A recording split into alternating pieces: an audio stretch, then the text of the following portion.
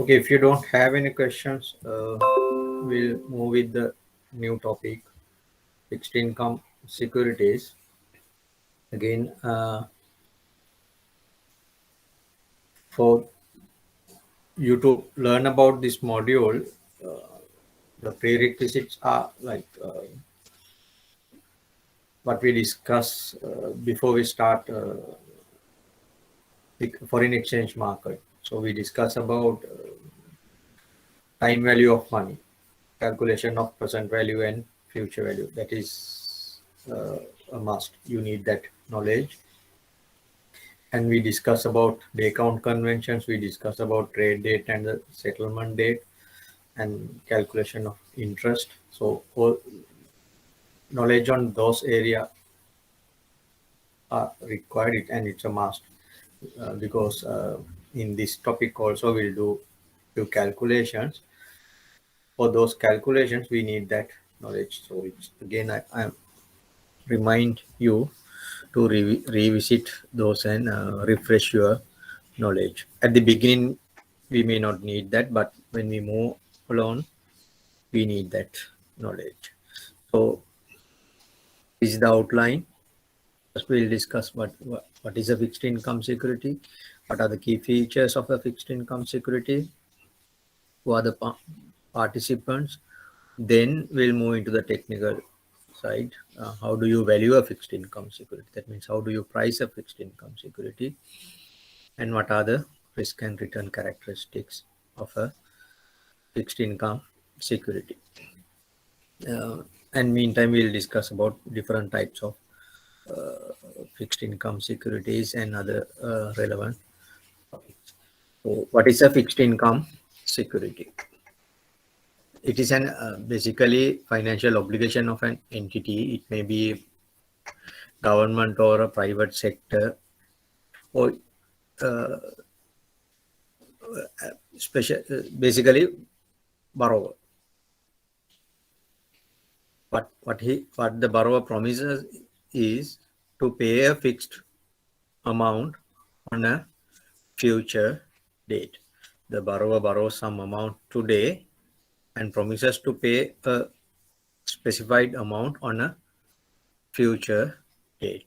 And there may be in between, there may be cash flows in between the borrowing date and the final payment date. We call it the maturity date. Final payment date, we call it the maturity date. In between that, there may be cash flows or payment from the borrower to the investor or the lender, depending on the agreement. So therefore, it is simply a tradable or traded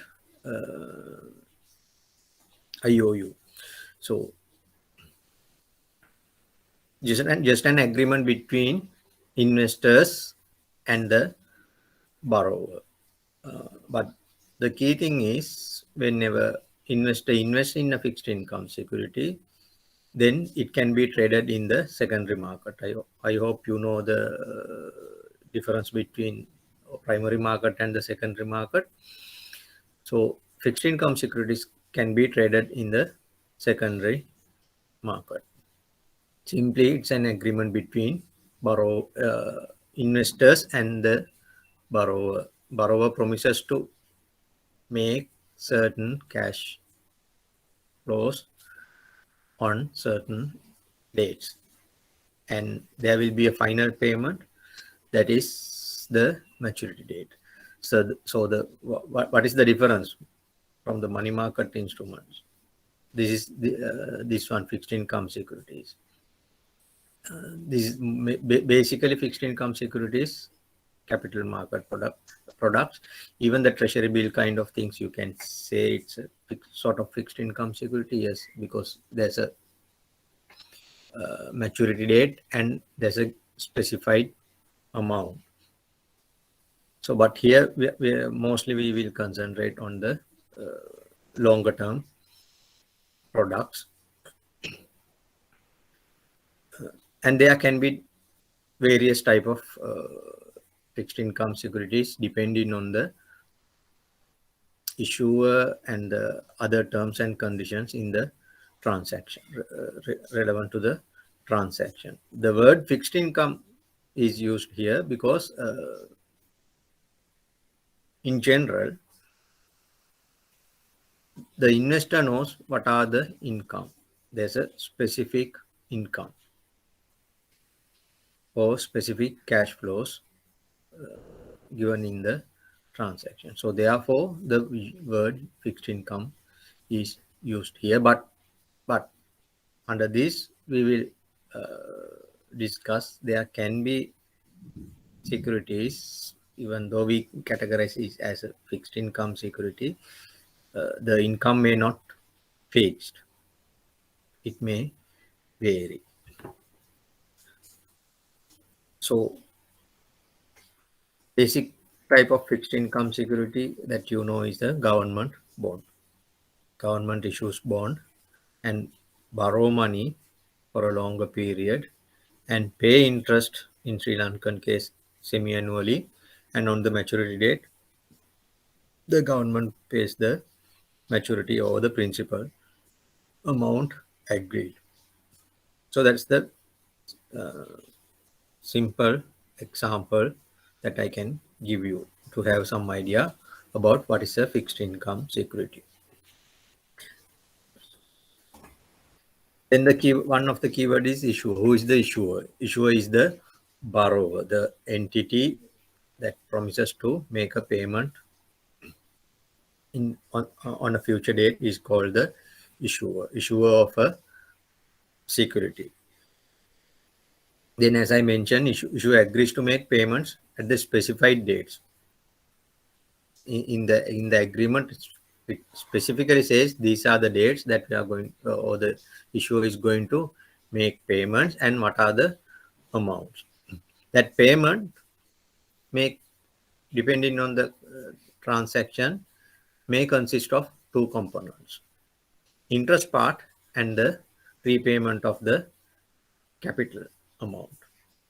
So in that sense, even you can consider a mortgage loan as a fixed income product, but it's not a fixed income security. It can be considered as a fixed income product because every month there's a cash flow, fixed cash flow that consists of interest component and the principal component. But when it comes to the fixed income security, basically almost same, but generally fixed income securities are issued by entities, not by individuals. Entities can be like governments or corporates or supranational agencies. We'll discuss who are the issuers, type of issuers or the participants, and why do they do that. However, the key word here is issuer. Who is the issuer? Issuer is the word or equivalent to the borrower, the party who borrows money, issuing the security. Why do we say that issuing a security? Generally, in old days, you get a certificate. Like a fixed income deposit, you get a certificate, or a fixed income security also, which is used to issue a certificate. Nowadays, it's not very common because everything is electronic. The ownership is electronically recorded. But in the history, there was a physical or paper-based security is given to the investor. That's why the word security has come. Then the investor, whoever who purchased that fixed income security, or the lender, we call investor in the fixed income security. So if I go back in the issuer case, who is the issuer of government securities in Sri Lanka? Who is the issuer for government securities or government bonds or even government bill, treasury bills? Who is the issuer. Government. Sorry, Government. I cannot hear it properly.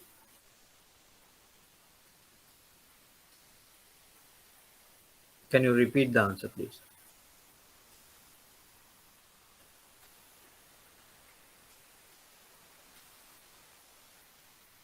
Hello. So issue is the government. Issue is the government. Yes, government of Sri Lanka. It's not the central bank. Remember that it's not the central bank. What central bank does is the operational part, but the ultimate liability is with the government. So the government is the issuer.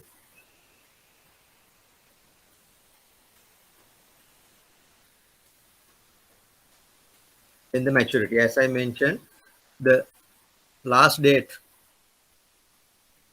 of the security, or, or the date that the issuer completes the payments is called the maturity date. It can be in several years. However, that's the date that the issuer agrees to make the last payment, and after that the debt instruments will cease to exist. No longer that product exists in the market, or the specific security exists in the market. It get expires. By that date, issuer will redeem the bond by paying the amount agreed to pay.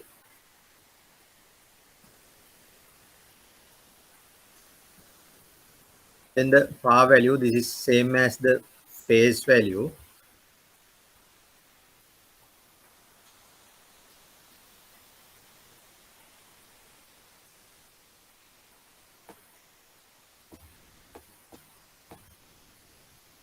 Sometimes we call it as the face value.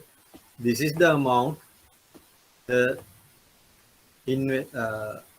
issuer agrees to pay as the principal amount on the maturity date. In generally on the maturity date, or otherwise there can be principal amounts paid during the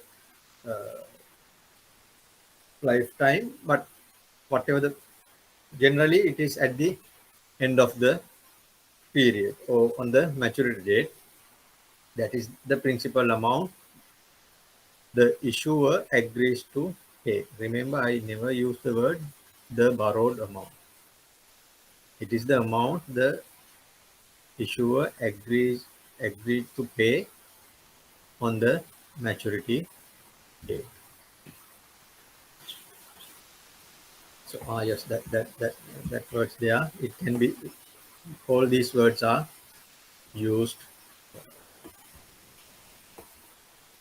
interchangeably. It can be called as principal value, or the face value, redemption value, or the maturity value. But have you ever seen a bond Sri Lankan government bond announcement, auction announcement? I think there's an example. Yes. Then redemption. When there can be various type of redemptions. The most common one is the bullet maturity. That means issuer agrees to pay the entire amount, the principal amount, as a one lump sum on the maturity date. There's no principal payment before the maturity, but there can be interest payments before the maturity. Such a bond we call is having a bullet maturity. Maturity or the principal will be paid as a lump sum on the maturity date. These type of fixed income securities we call, they are having a bullet maturity. Then there are another two types of bonds, callable bonds and puttable bonds. If we go back to this bullet maturity, say it is a 5-year one.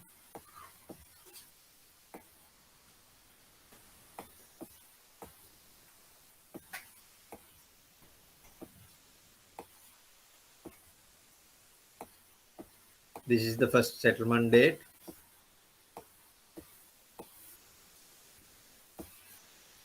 So on this date, issuer will receive funds from the investors, and investors will receive the claim certificate as a claim against the issuer.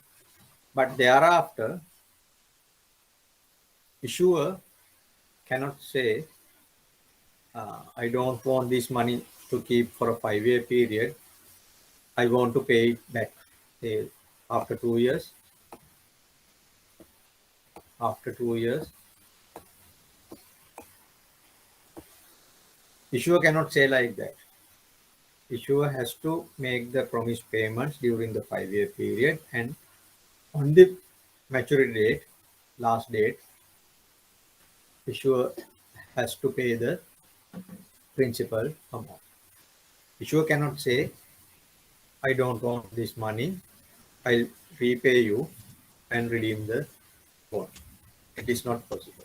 On the other hand, investors, even they cannot say, hey, I don't want to hold this for 5-year period, give my money back.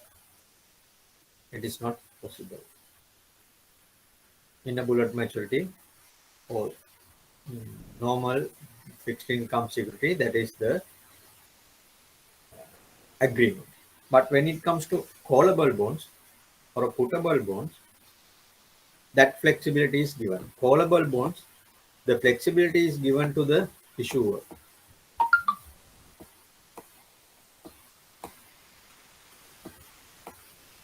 Issuer can redeem or repay the principal amount and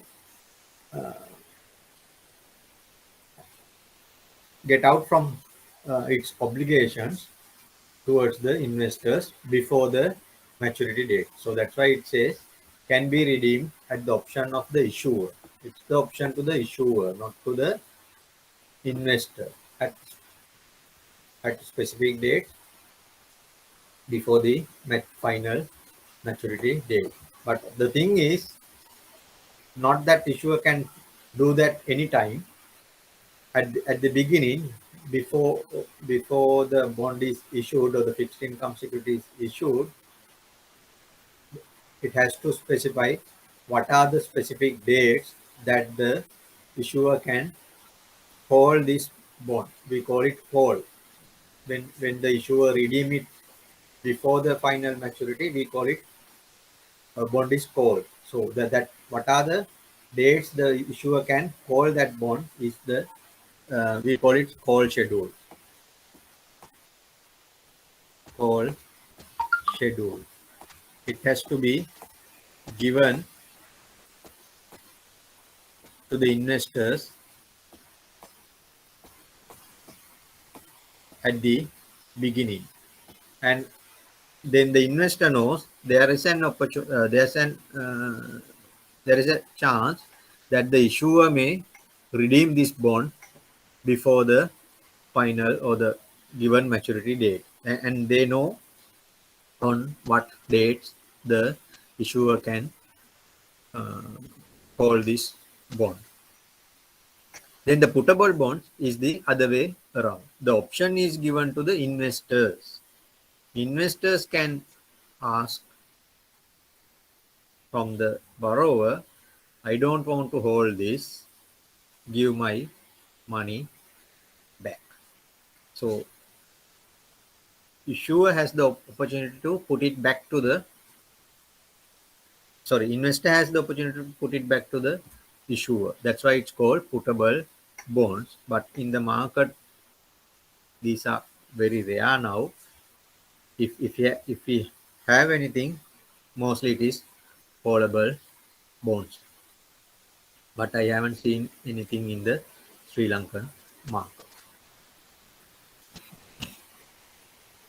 Uh, in the callable bonds, value may change or differ, may vary from a bullet maturity bond, because there's an option for the issuer. Issuer can redeem it early. So therefore, the cost of borrowing may be slightly higher, because issuer has to pay the price of that call option. On the puttable bonds, it is other way around. Investors has the opportunity to put it early or redeem it early. So therefore, to get that option, investors pay a premium, or return may be slightly low. So just think about this and tell me in which scenario, what kind of scenario the callable bonds, or the issuer will call a bond, or on which kind of scenario the investors will put this bond.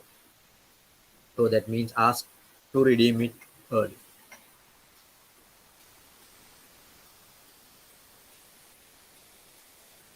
What is the scenario, or what is the market condition in which the issuer would like to pay the whole amount early, or earlier than the final maturity?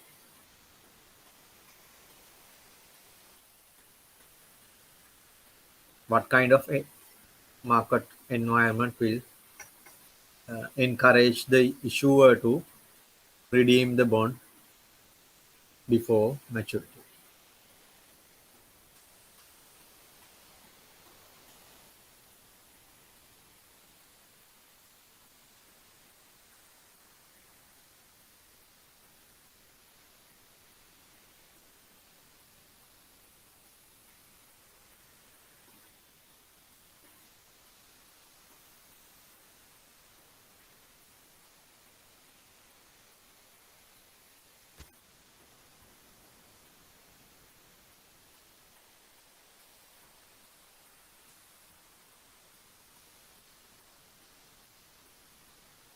Say,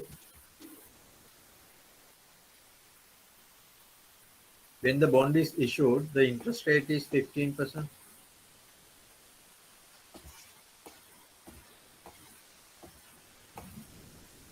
After 2 years, the interest rate is 10%.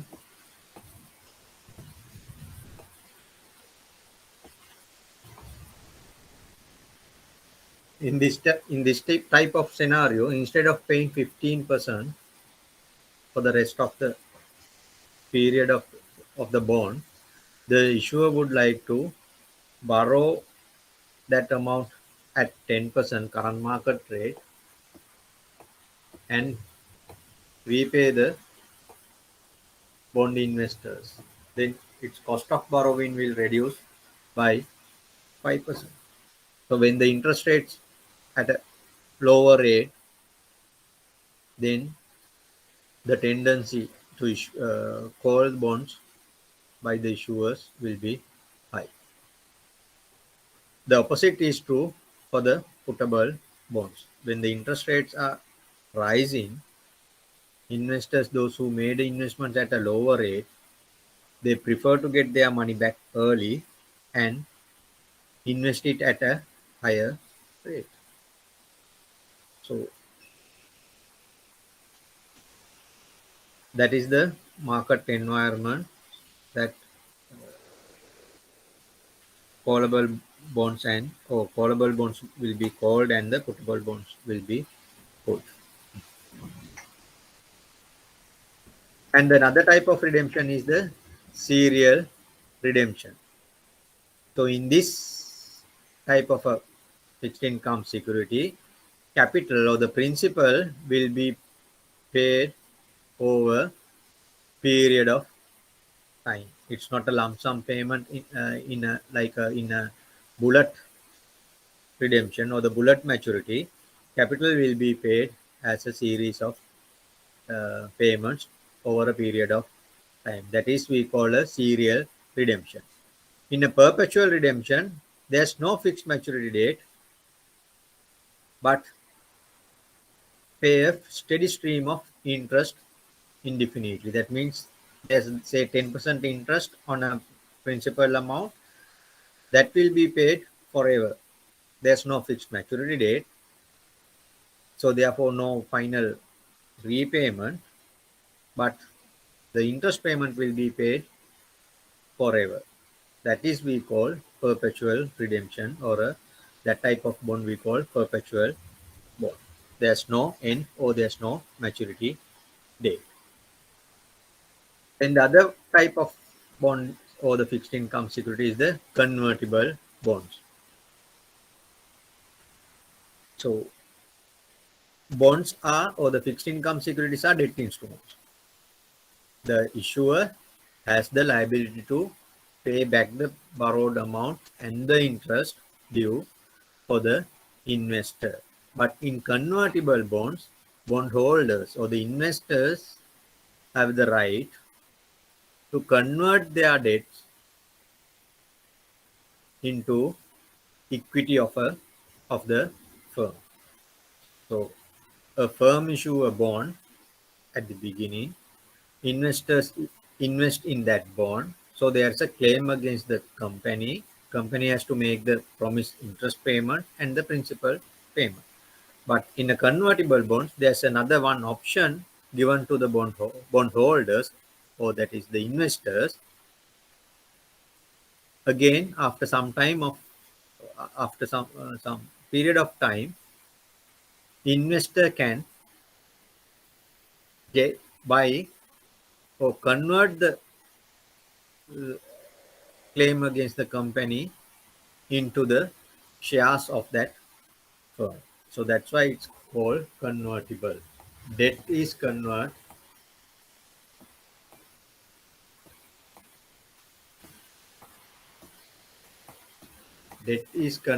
to shares.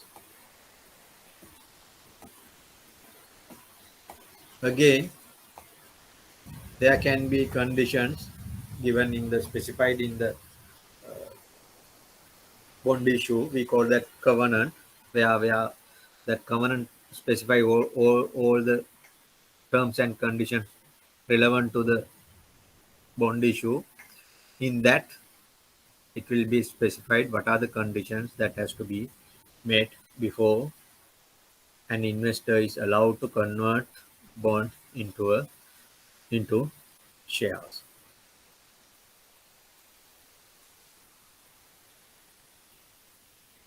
Then the coupon rate.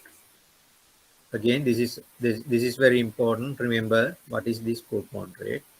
Coupon rate is the interest rate that the issuer agrees to pay on the principal amount, on the nominal amount. So it is also called the nominal rate. This is the agreed interest rate. Generally, coupon rate is specified as an annualized rate. So this is the interest rate agreed by the issuer pay on annual for a year. The interest rate agrees to pay for a year. That is the coupon rate. Then the coupon is the amount. Say coupon rate, this is a rate.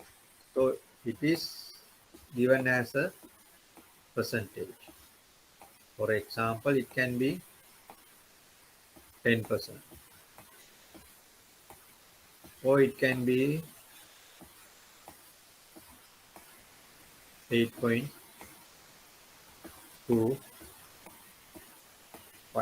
something like that. It is a percentage. The coupon is the amount.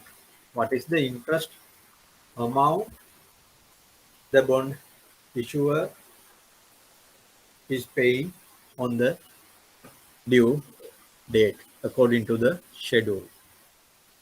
This is the amount. So this is an absolute amount. It can be a rupee amount or the dollar amount or whatever the currency the bond is issued. So basically it is a interest payment.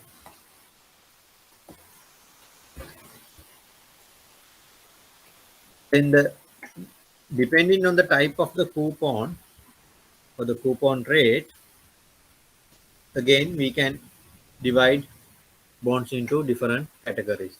The most common one is the fixed rate bonds. That means the coupon rate is fixed for throughout the lifetime of the bond. Coupon rate is fixed. It won't change. If I say the coupon rate is 10%, it will be 10%. If I say coupon rate is 8.25, it will be 8.25. So coupon rate is unchanged over the term of the security. But there are issues where this coupon rate may vary with the time. So again, there are different type of variations. So one type is we call the floating rate notes or the variable rate notes. That means time to time the coupon rate will be changed, but it is that change is done on a periodic basis, not on a ad hoc basis. There's a time interval. After that only the interest rate or the coupon rate can be changed, and there is a formula.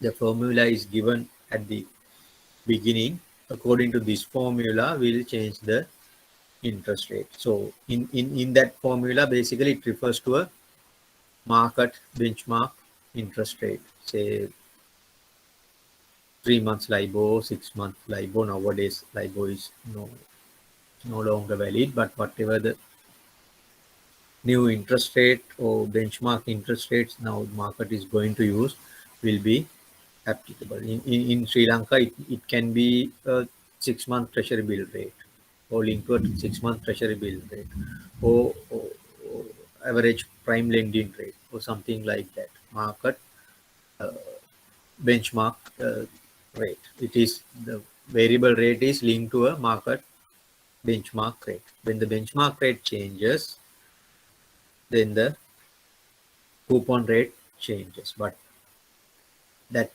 will be done on a periodic basis. That can be every 3 months or every 6 months or every year.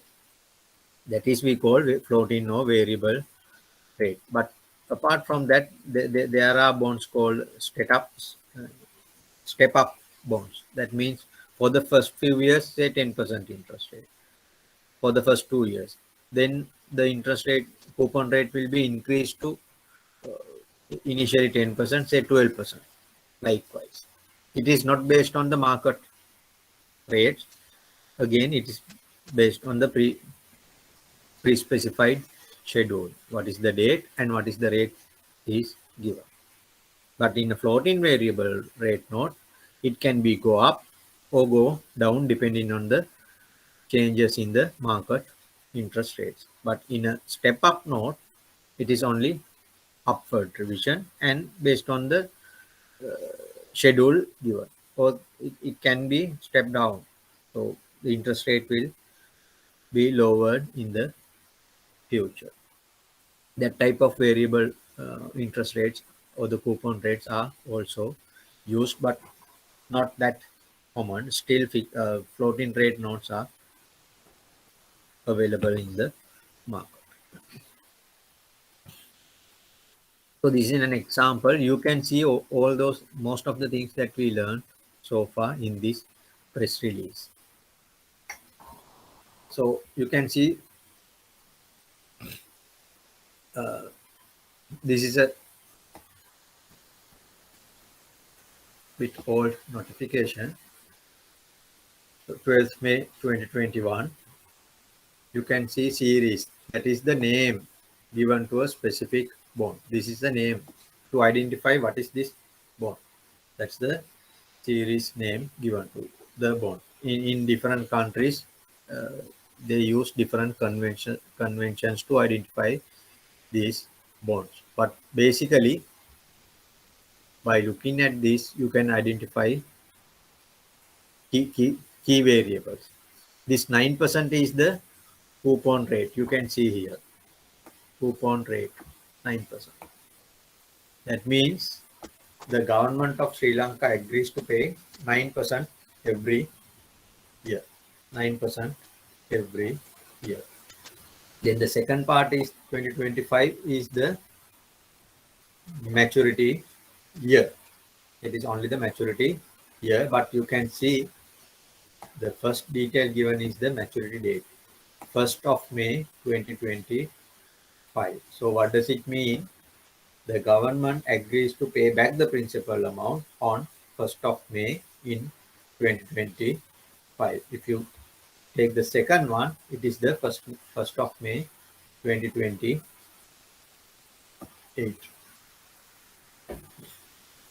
So two different bonds with two different maturities, but with the same coupon rate, 9%, 9%. Then there's another variable or another, yes, another thing called icing. This is this is we didn't discuss this. This is not a technical thing. This is just again to identify the security without any hesitation. Now you can see in this series, you can see A and B letters. So that is if there are two or more than two bonds maturing on the same date, so we will use this A and B, things like that. But this IC number, International Securities Identification Number, it's a unique number assigned to a particular bond series. So by looking at this, you can identify what is this bond. So it is a unique number just to identify the series. But nothing to do with the characteristics of the bond. Then the amount offered, 10 billion, 10,000 million means 10 billion.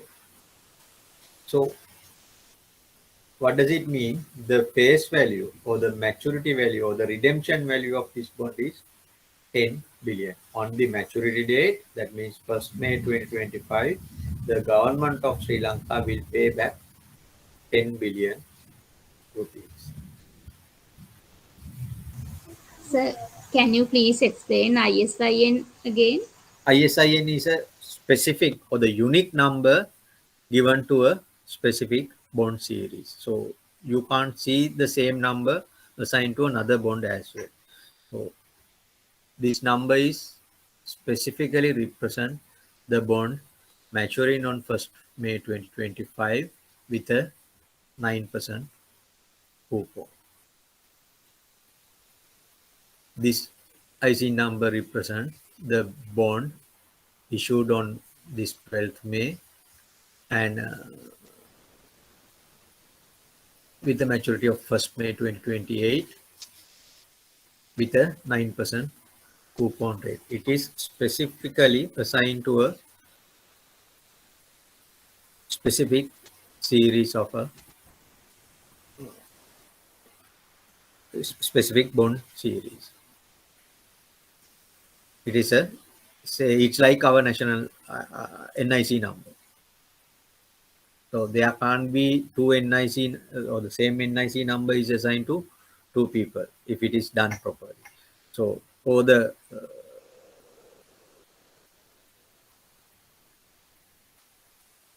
it's like that.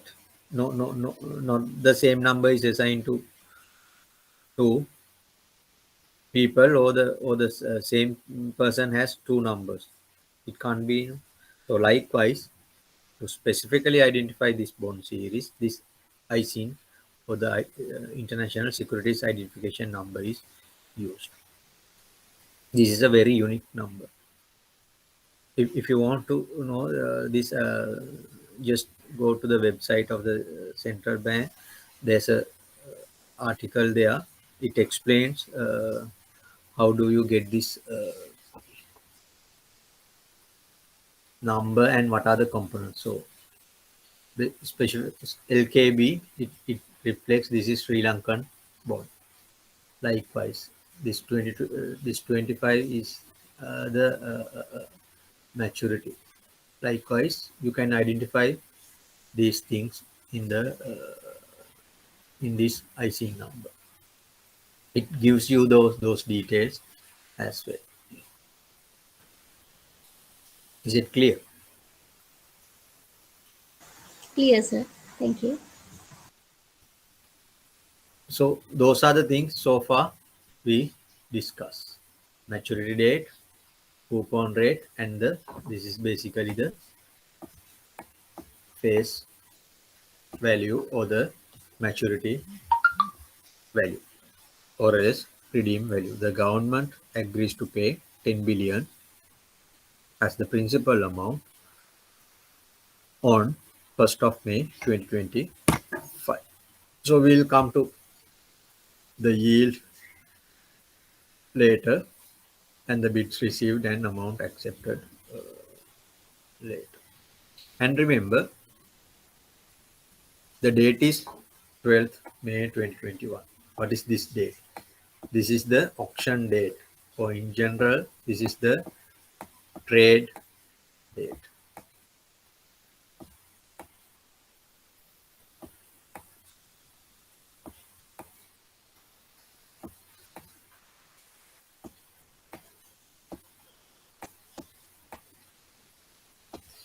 Here you can see date of settlement, on which date you exchange the ownership. Whoever who invest in this bond will pay their amounts to the government of Sri Lanka on 17th May 2021, not on 12th May 2020. On 17th May, the issuer will pay, sorry, investor will pay to the issuer, and issuer will give you the, or the give investors the certificate. Though it's not a paper-based, the scriptless form, the electronic recording will be done on 17th May. So this is the settlement date. Then you start calculating interest from 17th May 2021 and onwards. Then again, based on the coupon type, there's another one called zero coupon bonds. That means this is like a treasury bill, but a bond. That means more than with a maturity of more than 1 year. So there, in a zero coupon bonds, there's no specific interest payments before the maturity. Again, this will be a discounted product, as I said, very much similar to treasury bill. Investor will lend some amount of money to the borrower. After a few years, that means depending on the agreement, it's not open, the maturity date is specified. On the maturity date, the issuer will pay back the principal amount promised. In between that, there is no any interest payment. That is, that type of a bond we call zero coupon bond. So basically, there is no periodic interest payment in a zero coupon bonds, but mostly in other bonds, fixed rate bonds or the floating rate variables, there are periodic interest payments during the lifetime of the bond. And the coupon frequency. So we discuss about the coupon rate and the coupon amount. So I mentioned that coupon rate is an annualized rate. That is the percentage the issuer is going to pay as the interest for a period of 1 year. But the payment can be done in more than in more frequencies. That means there can be interest payments within a 1 year more than one interest payments. There can be more than one interest payments within a 1 year. So in which frequency or how many coupon payments will be there within a 1 year, that is we call coupon frequency, number of coupon payments within a year. So it can be one, that means issuer will pay interest only once in a year, or there can be semi-annual, that means two payments every 6 months. The issuer will pay interest or make interest payments, or it can be four, every quarter issuer will pay coupon payments. Likewise, it can be monthly, so the frequency is 12, but most common one is the 1 and 2. Sometimes it can be 4. That means this is annual payments, this is semi-annual payments, this is quarterly payments. So this frequency is very important. As you may remember, we discussed effective annual rate or the effective annual yield.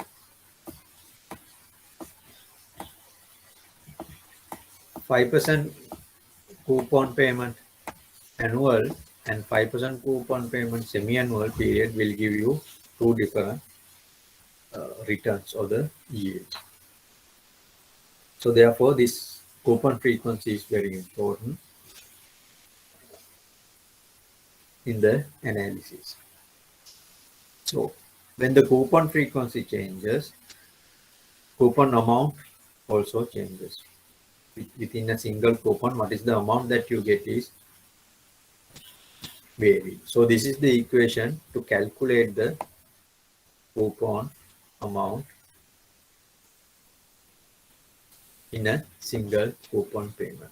As I mentioned, coupon is calculated based on the face value. That means the maturity amount, the amount or the notional amount that issuer agrees to pay on the maturity date. So in this example, what does it mean? Government agrees to pay 9% per year on 10,000 million rupees. That means 10 billion rupees. Government agrees to pay 9% on 10 billion rupees per year.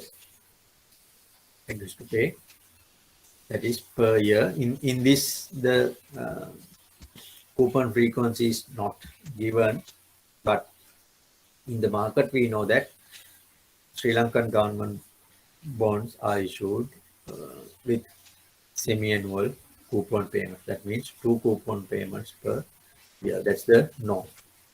If it is not the case, they have to specifically mention this is the frequency. But again, this is the press release after the auction. But if you go over, if you see the announcement, that means Public Debt Department issue a press release saying that they are going to issue or have an auction on this date to borrow this much of amount, and with this coupon rate. In that, it is given that the coupon frequency is semi-annual. So this is the equation to calculate the coupon. In a single coupon payment, what is the amount? So it's simple, face value multiplied by the coupon rate and divide by the frequency, because if you multiply these two, you get the coupon amount for a 1 year period. If the frequency is more than that, you divide that whole coupon amount into equal pieces. That's what we do. So we divide it by the coupon frequency. So this is an example. A face value is rupees 1 billion. Coupon rate is 9% and the coupon frequency is 2. That means semi-annual coupon payments. Every 6 months you get a coupon payment. Then what is the coupon amount? In a single coupon, what is the rupee amount that you receive? So this is the equation, face value into coupon rate into 1 over F, or face value into coupon rate divided by the coupon frequency. So we know the face value is 1 billion, and the coupon rate is 9%. Remember, that is 9%, so 9 over 100, and the coupon frequency is 2, 1 over 2. So once you simplify or solve this, you get 45 million rupees in a single coupon payment. So 45 million in the first 6 months, at the end of the first 6 months, and another 45 million at the end of the second 6 months. So therefore, within a year, investors will get 2 coupon payments. Is it clear? Any questions?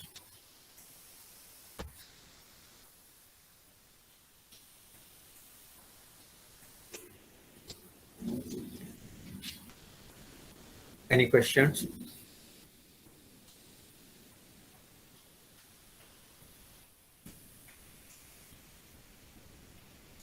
So if you don't have any questions, we'll move forward.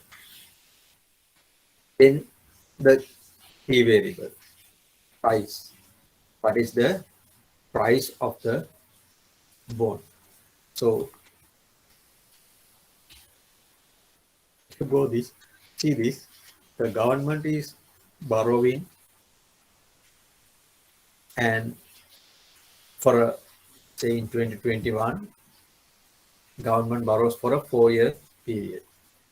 At the beginning, it's for a 4-year period, and government agrees to pay 10 billion,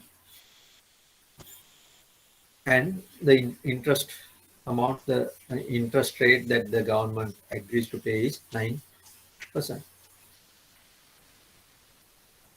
So would you like to, what is the amount or price that you like to pay?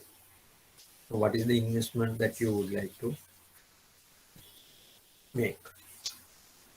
Would you give the government 10 billion exactly, or more than that, or less than that?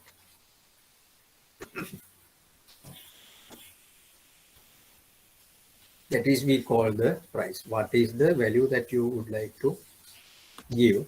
But the thing is, price usually we express as a percentage. We assume, so from this point and onwards,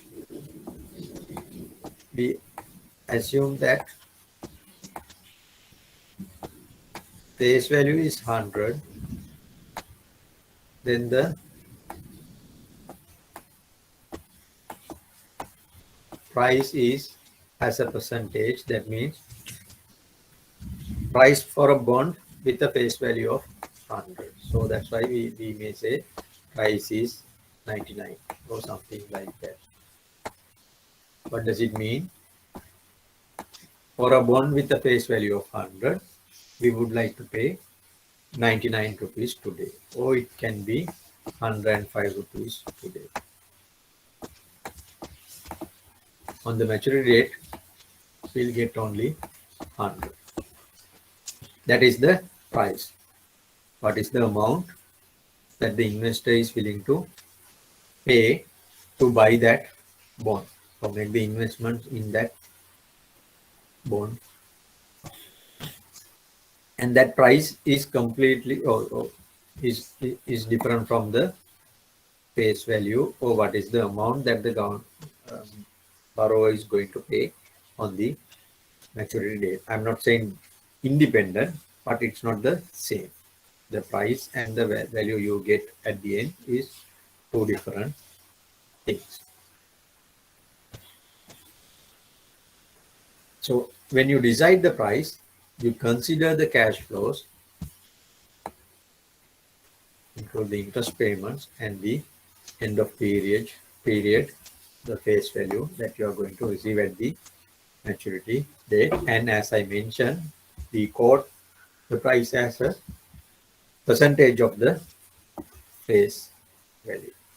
Percentage of the face value. Simply, we assume the face value is 100, then the price is for a 100 rupee. For a 100 rupee face value, what is the price that we are going to pay? In the discount and the premium. We call the bond is trading at a discount when the price is less than the par value. What is par value? That is the face value.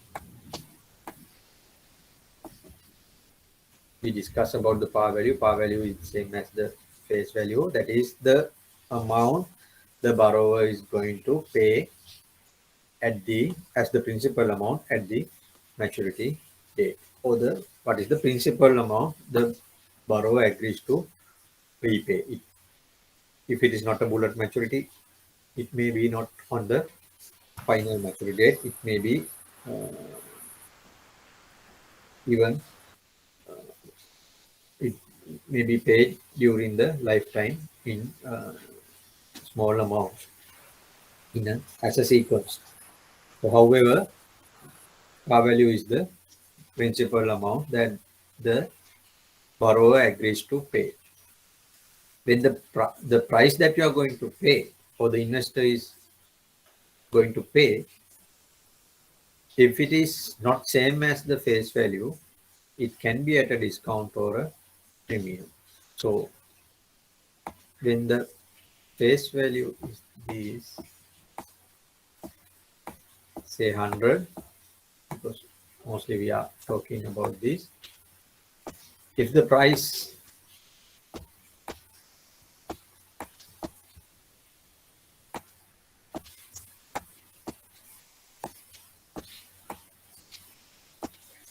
is less than 100, 99, 98 or 80 rupees, whatever it is, then we call it the bond is trading at a discount. When the price is less than the face value or the par value for the 100, we call it is trading at a discount. When the price is higher than the face value,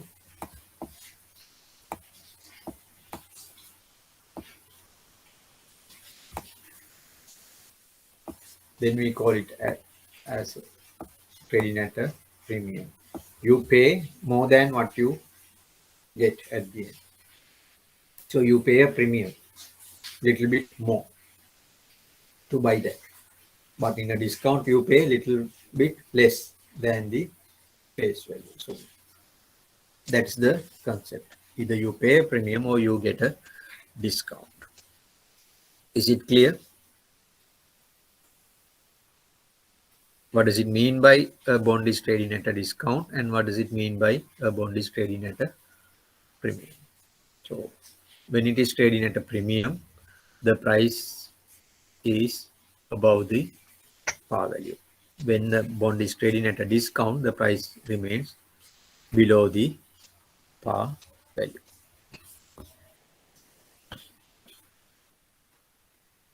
So this picture gives you that concept in a graphical way. So this is the par value, this line.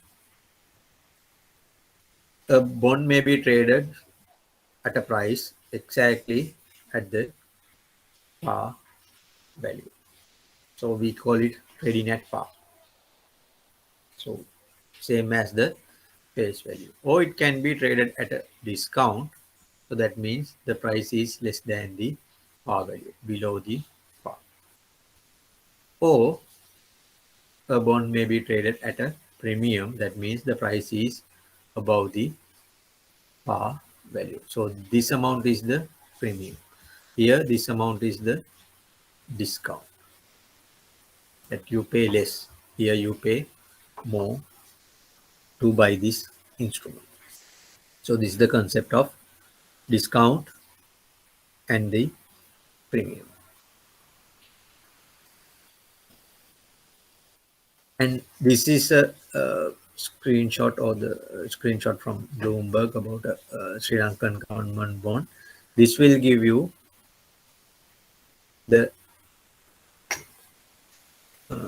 description of a particular bond issued by the government of Sri Lanka, and this has all the details what we discussed so far.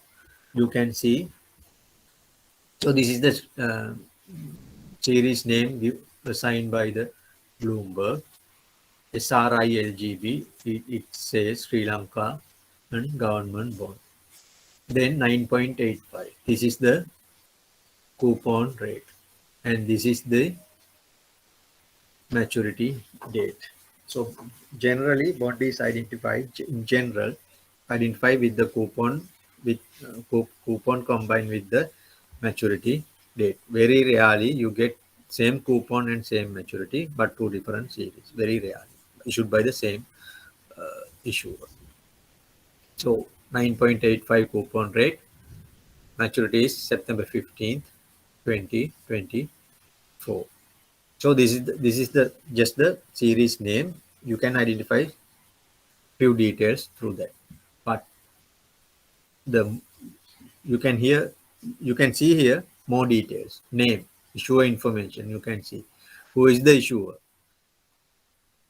Name of the issuer is the Sri Lanka government.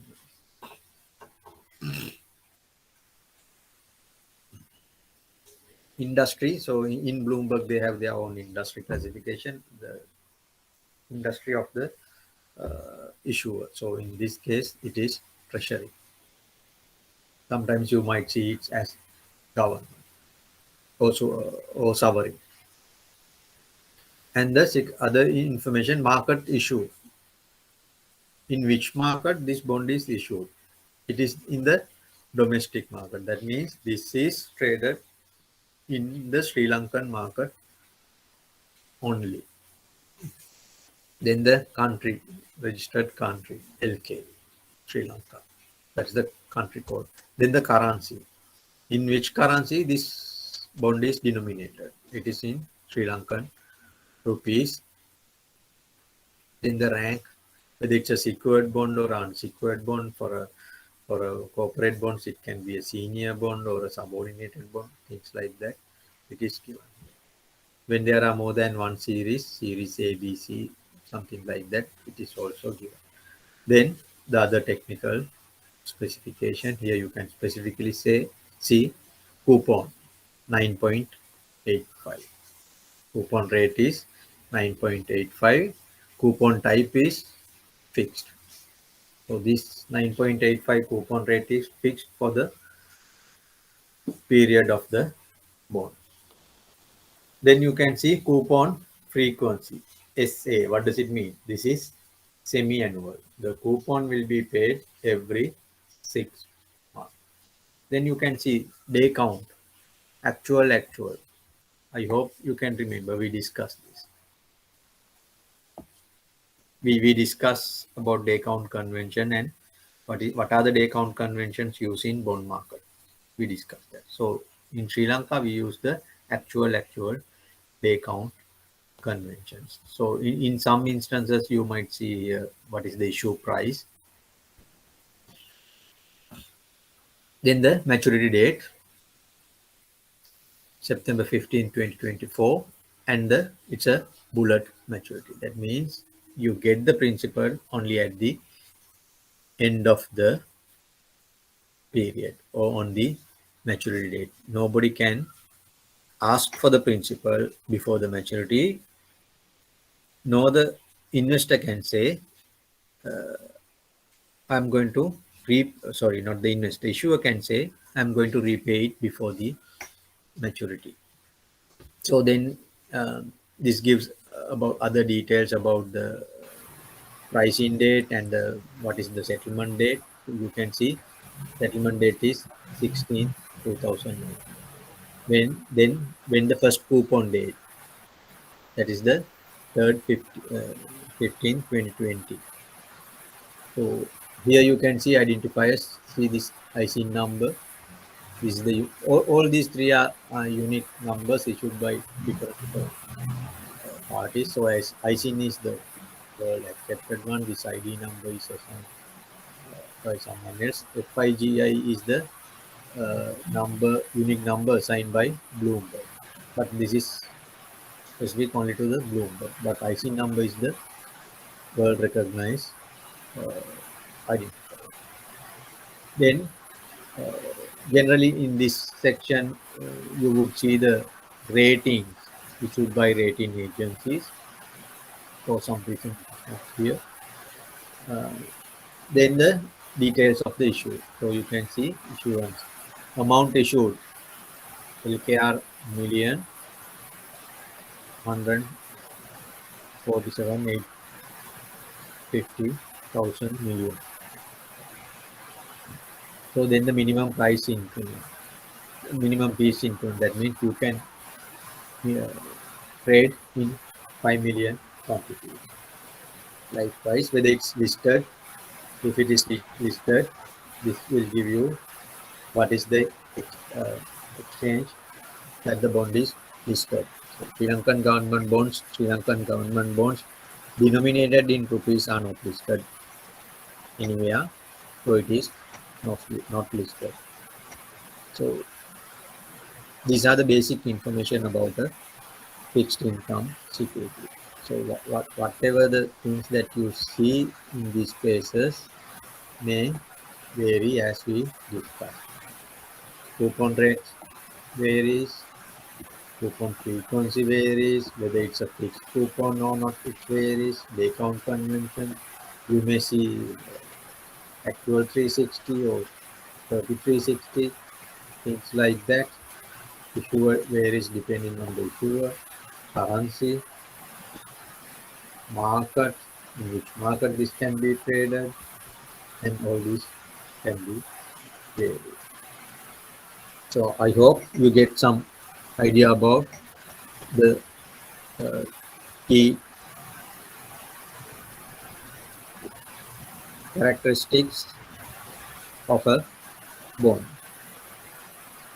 So this is another example again from the Bloomberg.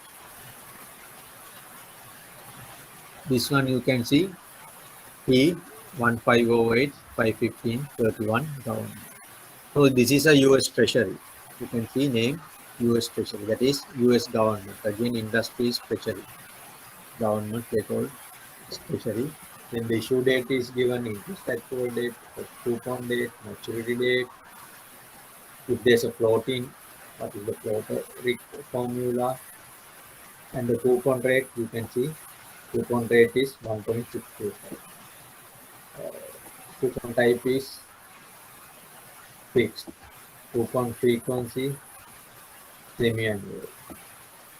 Calculation type street convention. There for use today there's a way of calculation. What is the type of that calculation? It is the street convention. When they say it is street convention, market participant knows that.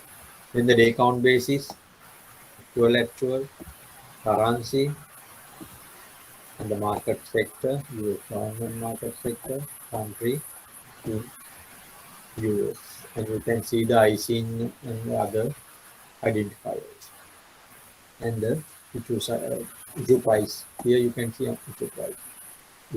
It is issued at 99.459286. That's the price. For a 100 face value bond, the price at the issuance for the first option is 99.459286. What does it mean?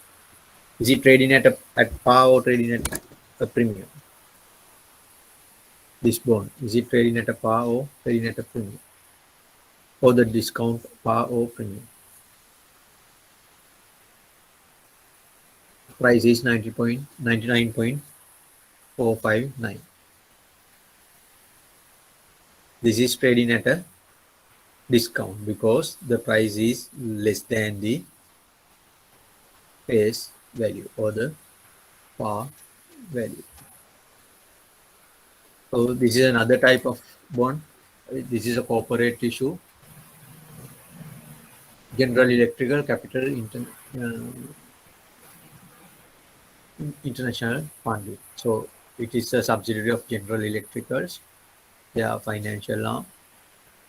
So industry is a finance company. Market issue global. That means this can be traded anywhere in the world. Currency is USD. Country is Ireland. Senior unsecured. So this is a senior but unsecured. There's no assets back this bond, but they get a priority claim. Then the coupon rate, coupon is fixed, coupon frequency is semi-annual. Now you can see day count convention 3360. This is the general convention in the corporate bond market. They use 3360 convention. Then the maturity date 11/15/2035. November 15, 2035. It's a bullet maturity. So what is the pricing date? What is the actual interest accrual date, first settlement date, first coupon date, the amount issued, the ratings? You can see it's a triple B rated company. So likewise, you can see all the information, and now you might have some understanding about what are these characteristics or the features. So now we'll move to another feature called accrued interest. This is again very important feature, accrued interest. We should be able to calculate the accrued interest for a given bond, because even to do the pricing we need this part. So basically what does it say? If I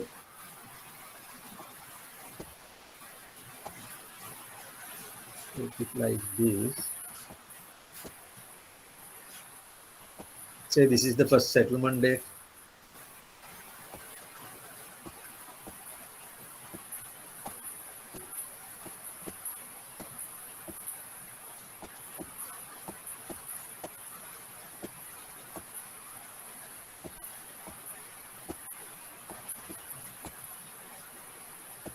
Assume this is 15th March. Settlement date of the bond is a 15th March 2022.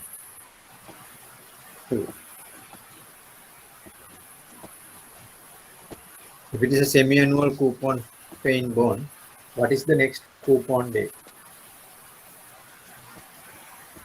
Semi-annual coupon payment. What is the next coupon date?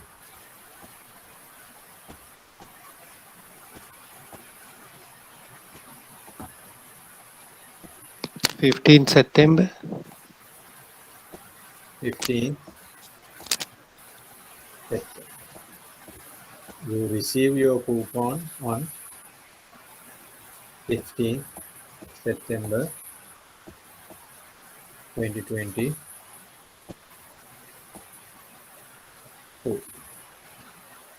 Assume you buy this on this date and you hold it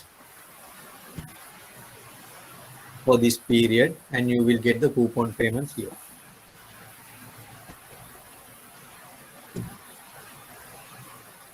Assume that 9%, whatever we did the calculation, 9% one and 1 billion. So basically you would receive 4.45 million as the coupon payment on this date.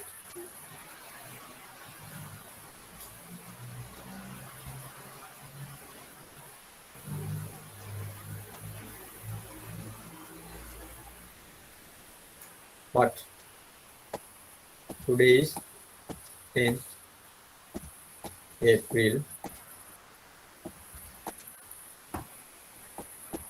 2022. So you bought this on this date, 15th March, and you hold it until 10th April. So you should get compensated for that your investment and holding this bond up to this date. You should get some interest income for that. That is we call the accrued interest. So for the whole period, you get 45 million rupees. But what is the interest income that you should get for this period? That is we call the accrued interest. That is the interest that you earned so far. You have not received it yet, but you have earned that. What is that earned interest? That is we call accrued interest, or the interest income that you accumulated on this particular bond. We call that as the accrued interest. So this is very relevant. Assume you bought this on 15th March. Now you want to sell it because bonds are tradable, fixed income securities are tradable in the secondary market. Investor can sell it to one investor can sell it to another investor. Okay, what is the price? When we decide in that price, this accrued interest component could be calculated, because the thing is,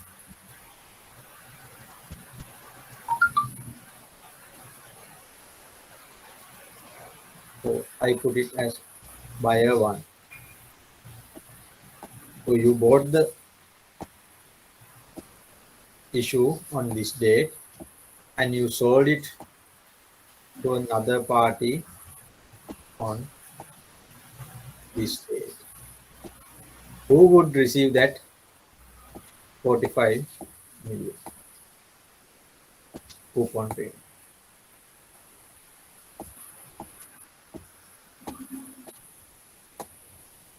Who would receive that 45 million coupon payment?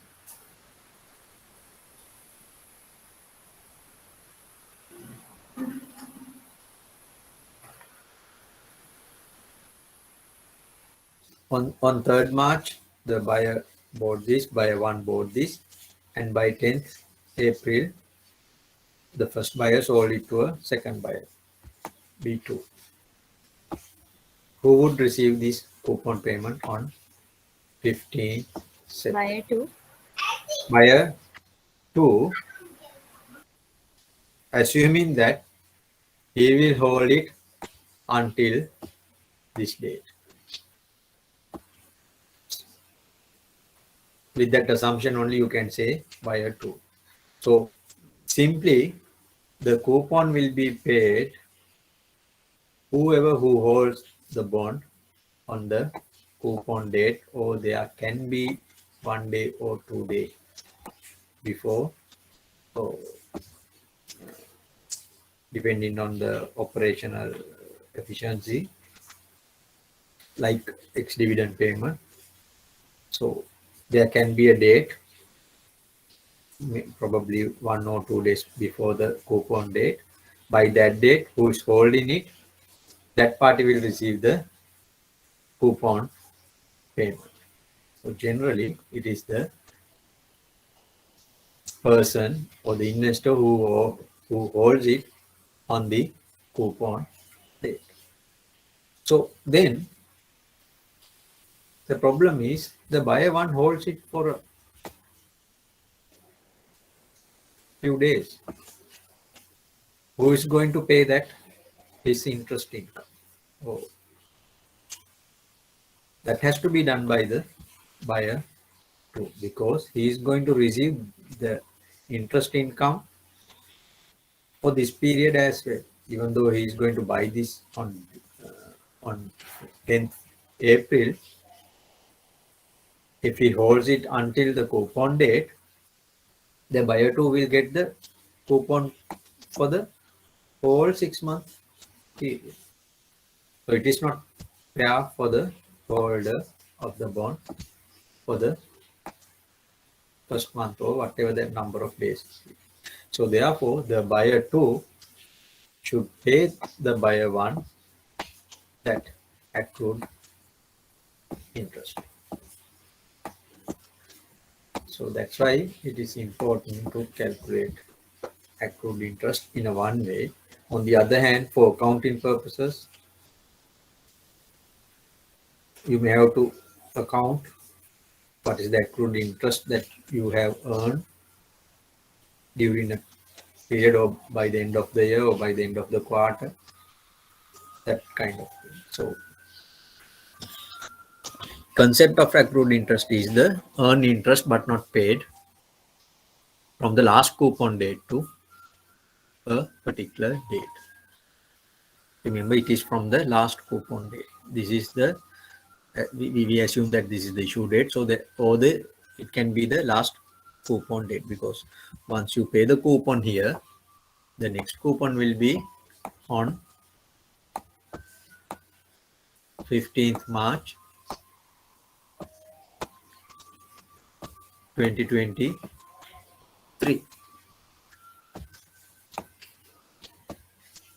So even somewhere here there can be accrued, there should be accrued interest. So therefore, the interest earned from the last coupon date to another given date, we call it as the accrued interest.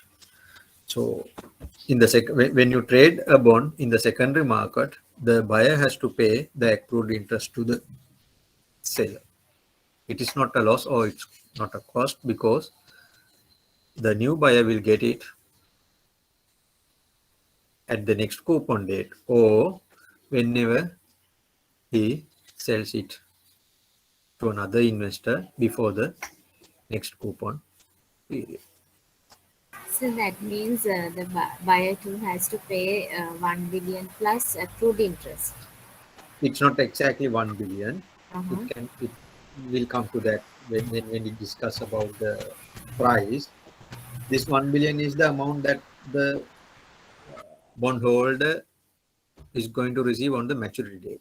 But before that, what is the price that you pay to buy this bond is maybe 1 billion or maybe less than 1 billion or less than more than 1 billion. That's why we discuss about this concept, discount, par, or premium.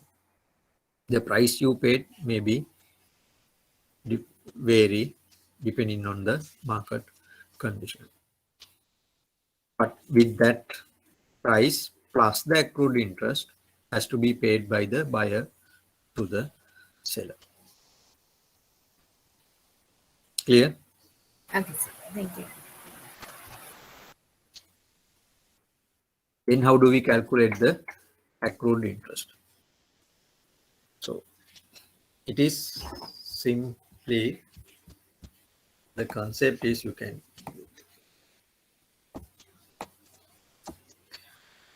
so this is the coupon date 1, this is the coupon date 2. So if we know the coupon rate and the coupon frequency and the face value, we know how to calculate the coupon. Correct? We know how to calculate the coupon amount from year to year for a single coupon period, as we discussed in the previous one, 45 million. So this is the coupon that you are going to receive at the end of the coupon period. What we are going to do, say, what is the number of days in this total coupon period? For that number of days, we get 45 million. So, but this is the current date. This is today, current date. Then you know what is the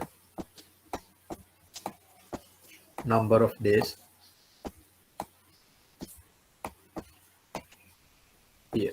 from the last coupon date to today, what is the number of days that we passed. So what we are going to do, we are going to prorate this total coupon amount to the proportion of the total number of days to this number of days. That's what we do. So if we take this one, what is this part?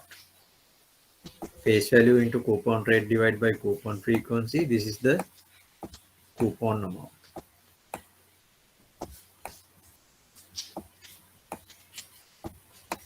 Then what we do prorate that coupon amount proportion to the total number of days in the given coupon period and the holding period, days from last coupon date. What is the number of days from here to here? It is at the numerator. What is the number of days from C1 to C2? That is in the denominator. That's the concept. That's what we do. But this may vary, especially this part may vary depending on the day count convention applicable to the particular bond. This is true for this equation as it is true for a bond which is used the day count convention actual basis. That's why we count exact number of days between the coupon period, between two coupon dates, and from the coupon date to the settlement date. So if we put it to numbers, this is an example. Again, face value 1 billion, coupon rate is 9%. Last coupon date is January 1st, 2022, and the settlement date is 31st May 2022. So, and again remember, when we do transaction in the secondary market, still that trade date and settlement date concept is applicable. So until you settle the transaction or pay money and get your security, or receive money and deliver your security, until that date, the previous bondholder is have the claim to that interest.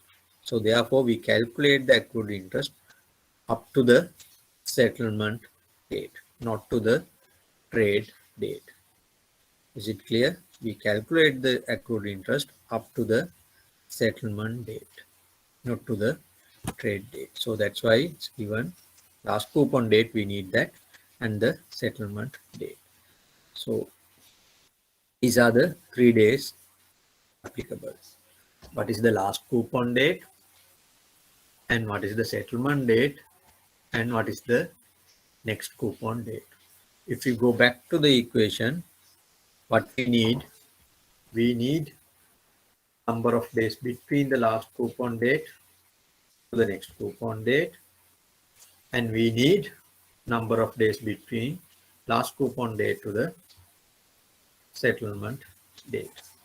Can someone tell me what are the number of days in between January 15 and July 15, 2022?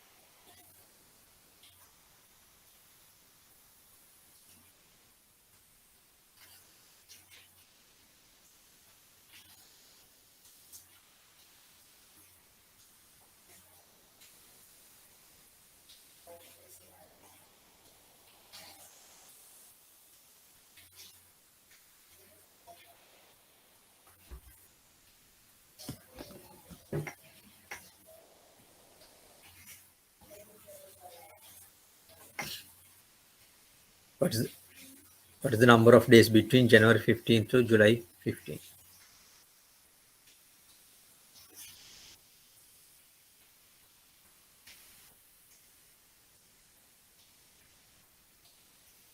Hundred 80. 182 days. No, it is only 181 days. Again, I think you got it wrong. You should not include July 15th.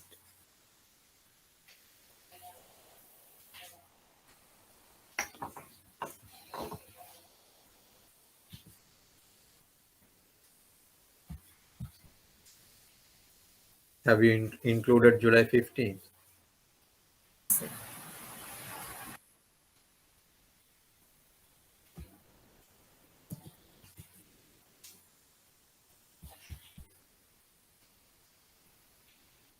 Okay, it's simple as it is. Say today is 10th April. Tomorrow is 12th. Sorry, 11th April. Today 10th. Tomorrow 11th. How many days from today to tomorrow?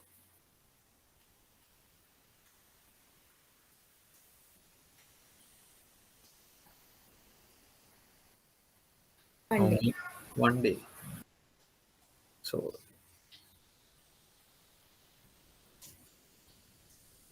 you don't count today and tomorrow at both. No? So likewise, you don't count the coupon date because on that date you receive your funds. You don't accrue any interest for 15th July. You accrue that for the next coupon period, not for the previous coupon period. So 181 days. Then tell me how many number of days there in the in between January 15th and May 31st. 120. 120. 20.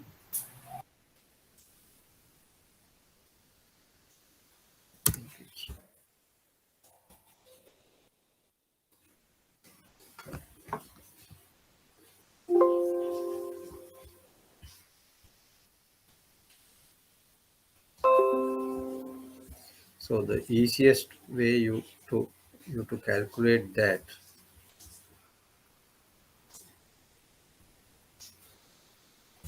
you can use Excel, but I know in the exam you don't have that. Will enter the now.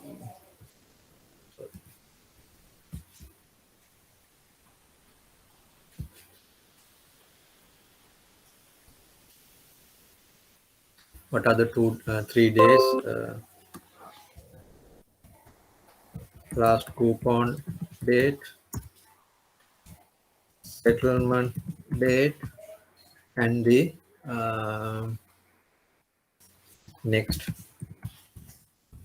coupon date. Last coupon date is 15th January 2022. Settlement date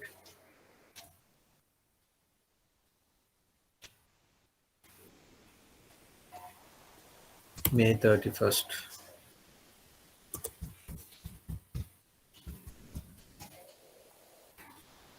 Then 15th July 2020. So number of days between these two is this minus this.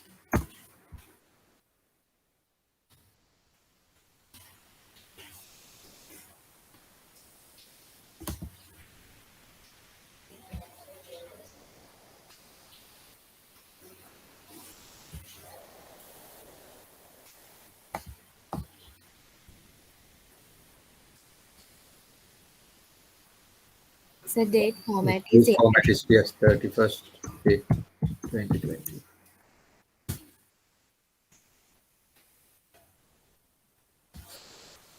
How it should be.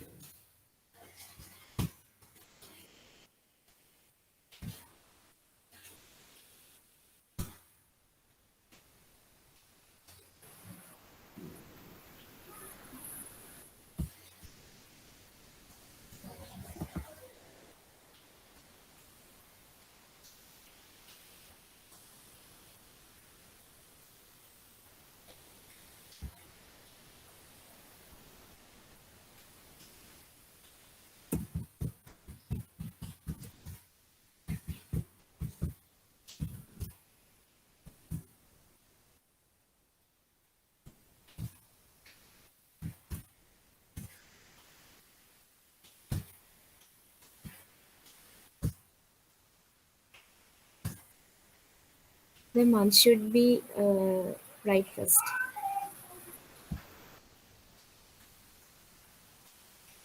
Try that one, yes.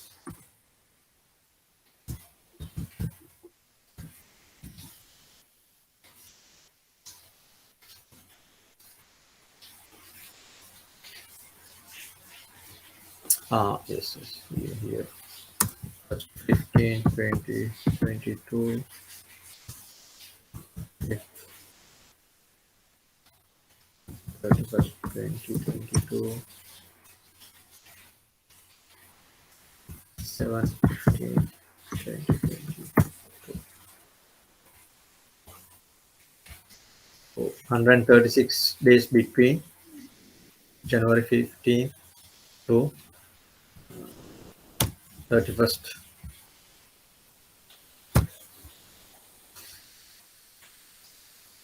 May. Then in between coupon dates,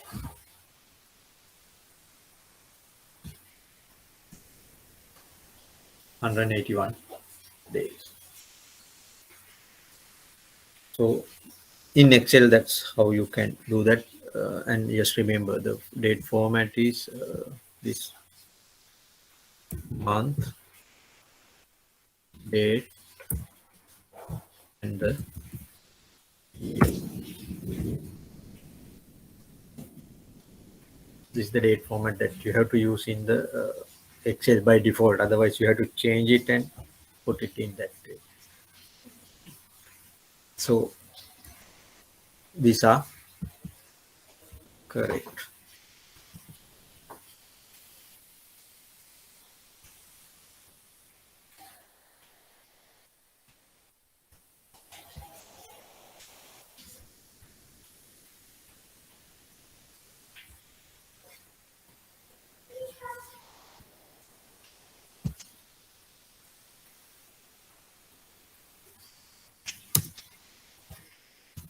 Hundred and 81 days, 136 days. Now what you have to do, use this equation, substitute the numbers. You know the face value, it is 1 billion. Coupon rate is 9%. Coupon frequency 2. Days from last coupon date to settlement date is 136. Number of days in the current coupon period is 181. You substitute those numbers, you get this.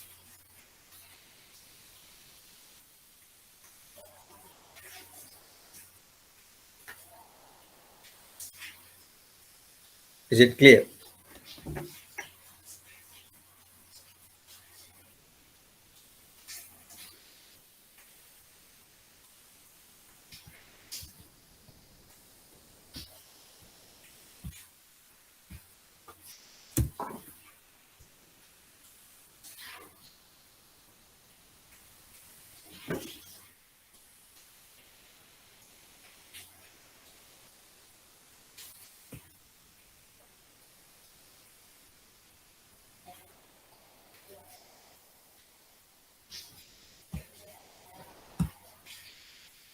Is it clear? Or any questions on this?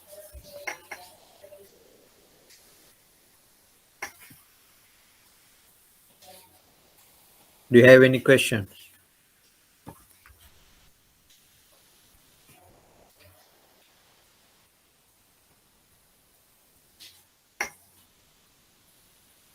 Do it by yourself and try to get this answer. So then when it goes to pricing, there are two prices. One we call clean price, the other one is called dirty price. In the clean price, we don't consider the accrued interest. So without accrued interest, what is the price the investor wants to pay, or the buyer wants to pay, or the seller wants to get? That part, that is without the accrued interest. Then the dirty price includes the accrued interest component as well. So therefore, dirty price is the clean price plus the accrued interest. Dirty price equals the clean price plus the accrued interest. So this relationship you should know, because when we do the pricing, we will get a price. Then we have to identify whether we are getting the dirty price or the clean price. And based on that, we have to do the adjustment as well. So make sure when you get a price for a bond to ask, or make sure that whether that is clean price or the dirty price. Generally, you get the clean price. Then the cum coupon and ex coupon, traded flat or sold without accrued interest. So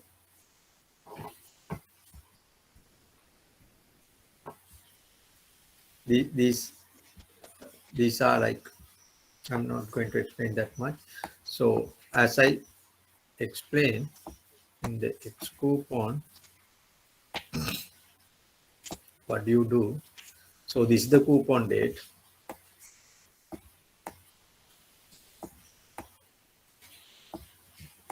This is the coupon date. As I explained earlier, the coupon payment will be made to the bondholder as at this date. As at this date. But for practical reason, the issuer may not be able to have the exact list of holders as of the same date. So for that, what do? They say we are paying this on the ex coupon basis. That means you say 7 days before the coupon days. Whoever who holds the bonds on this date, they will receive the full coupon. So therefore, if you trade it in between that, you have to make that adjustment. That is we call ex coupon. And traded flat means you sell it without an accrued interest. Generally on the coupon date, that is what happened. If the settlement date is on the coupon, falls on to the coupon date, it is traded flat. That means no accrued interest. Then that one, dirty price equals to clean price, because there's no accrued interest. So that's the basic about the accrued interest. So we will stop here and take a break and move forward with the rest of the presentation. For the participants, different type of participants, intermediaries, then we'll move into how to price the bond. So how to price the bond, you need that present value and future value calculation, ability to do that. Basically present value calculation, not the future value. How to calculate present value. That knowledge is required. So any questions so far?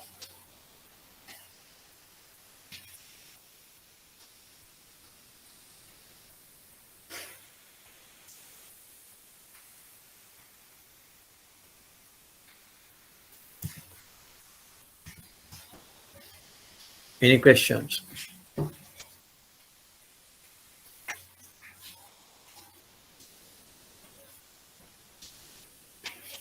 If you don't have any questions, we'll take a break about 15 minutes. Agree?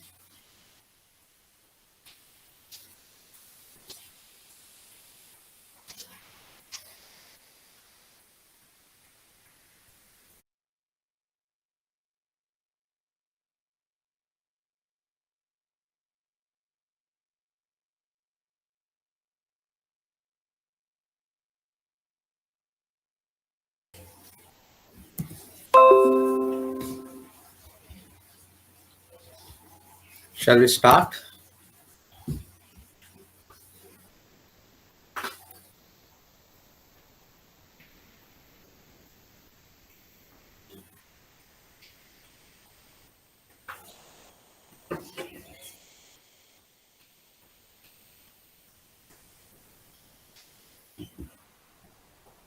Okay, we'll start.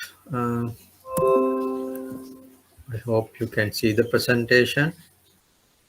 So, who are the participants in a fixed income securities market? Then again, there are two kind of participants: issuers and the investors. So, first,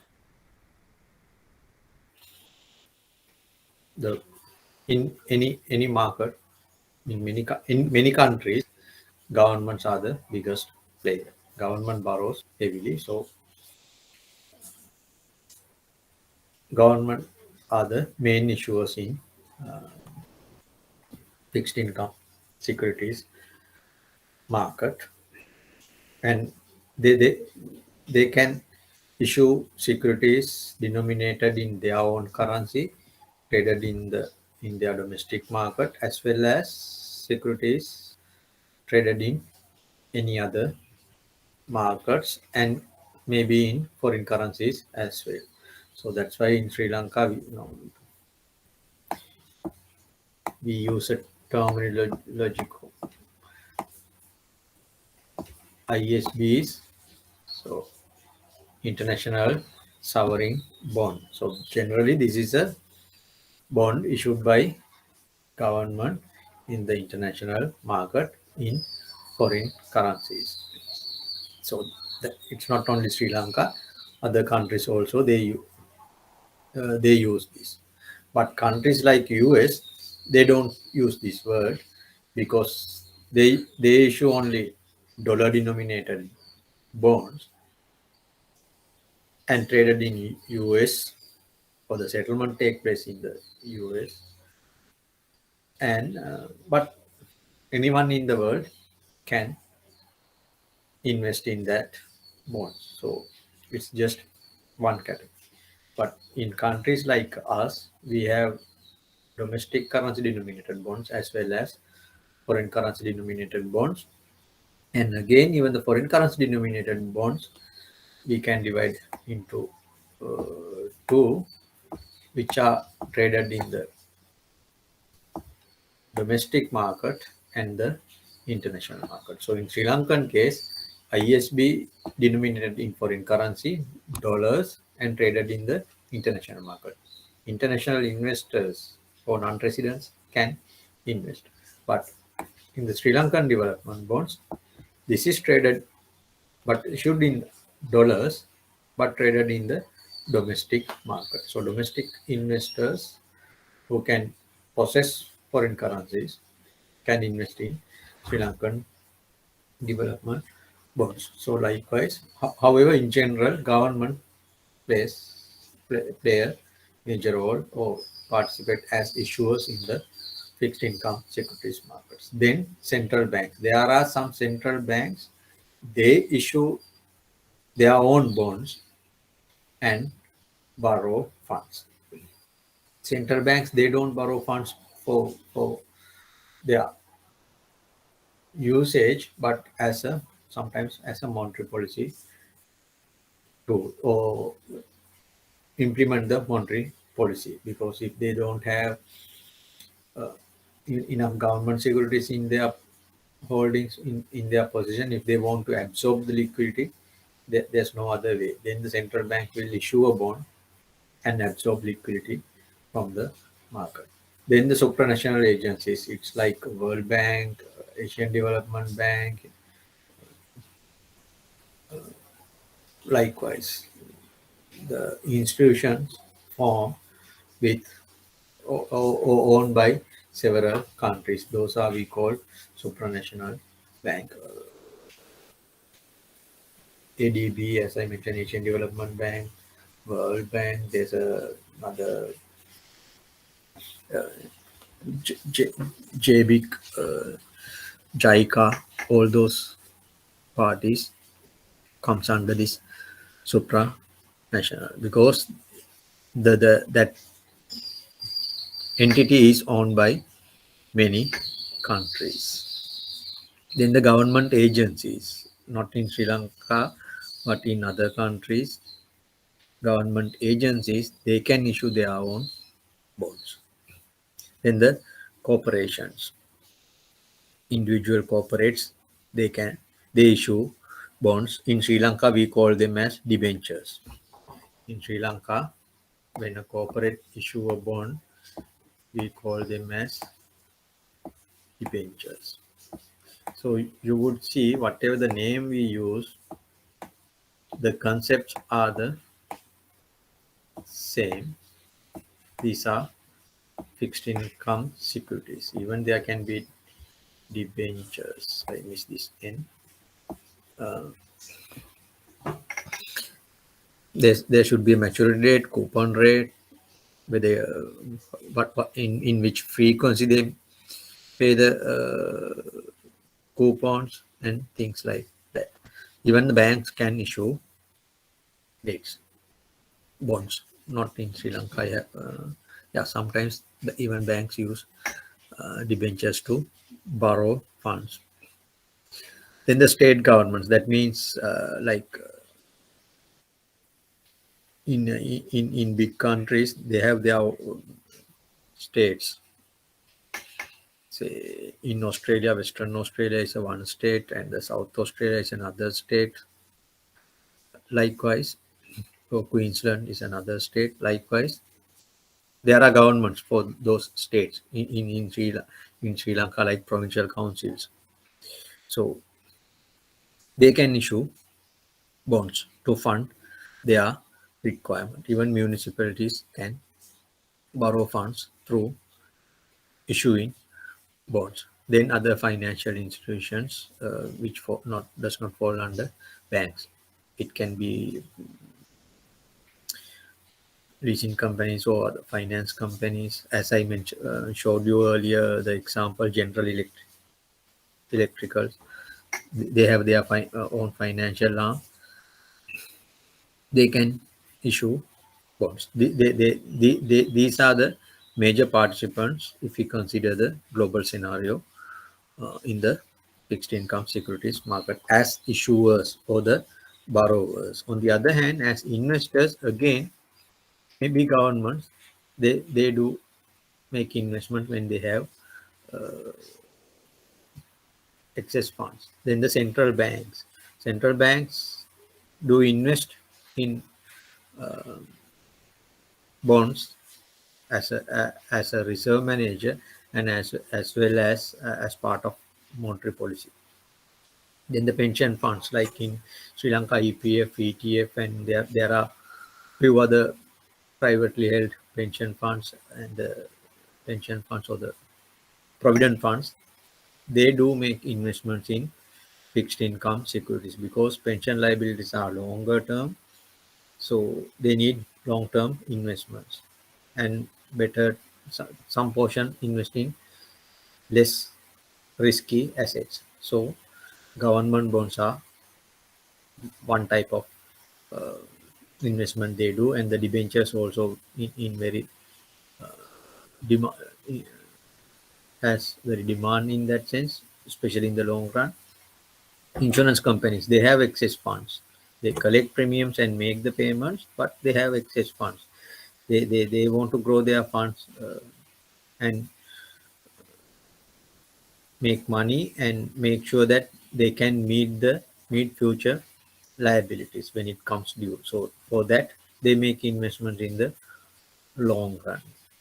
They do invest in fixed income securities market. Banks also, not that all funds that they gathered or collected give out as loans or other advances.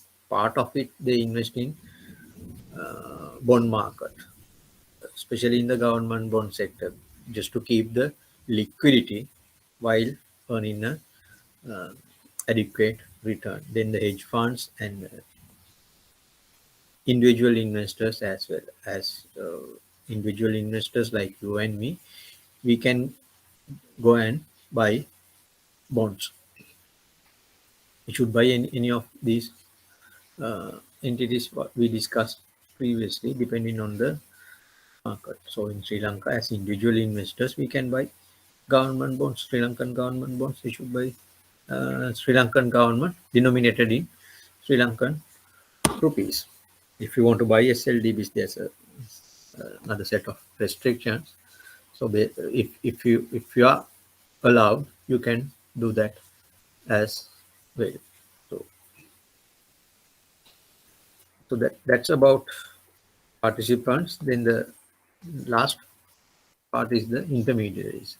So like in any other market, there are intermediaries, those who play a role to meet the investor and the borrower. Primary dealers, they are very famous, especially in the government securities market. They are the one who can bid in the auction, primary auction. They collect interest from individually from other investors, including pension funds and banks in Sri Lanka. Banks, particularly, they are primary dealers by themselves. From individual investors and hedge funds, or there can be endowments. Likewise, collect that interest and submit bids to the auction. And broker dealers, they don't buy bonds for their own books, but they do buy and sell trades, enabling others investors to do transactions, buy and sell transactions. Again, they act as an intermediary, as a broker. Then investment banks especially help to corporates to issue bonds. The corporate issuers, they will hire an investment bank, one or more banks, and discuss with them and structure the product, or design the product appropriately to suit the borrower's requirement, and while keeping the interest of the investors. Otherwise, issuer may not be able to raise the required funds. So they do that designing part, and then marketing, and sell that bond among investors. That is the role of the investment banks. And the last one is the credit rating agencies, because not everybody can go and assess the credit risk of an issuer. You can't do that. We can't go and assess a firm, corporate, and see what is the credit risk. And not each and every investor can go and do that. So on behalf of investors, credit rating agencies, at the request of the issuer, they'll do a assessment and give a credit rating. So credit rating agencies, they should make sure that they have done a fair analysis and give the independent view. The rating should represent the credit risk in a fairly manner of the issuer. So based on that rating, investors can get some idea about the credit risk that they are taking. So credit rating agencies also indirectly involved in the fixed income securities market. They don't do any trades, they don't make any investments, but they give an assessment on the credit risk of the issuer, which is helpful for the investors to get some idea. So not only sometimes credit ratings, not only the issuer, they will give a credit rating for a particular issue as well, because there can be some guarantors, outside guarantors to that issue.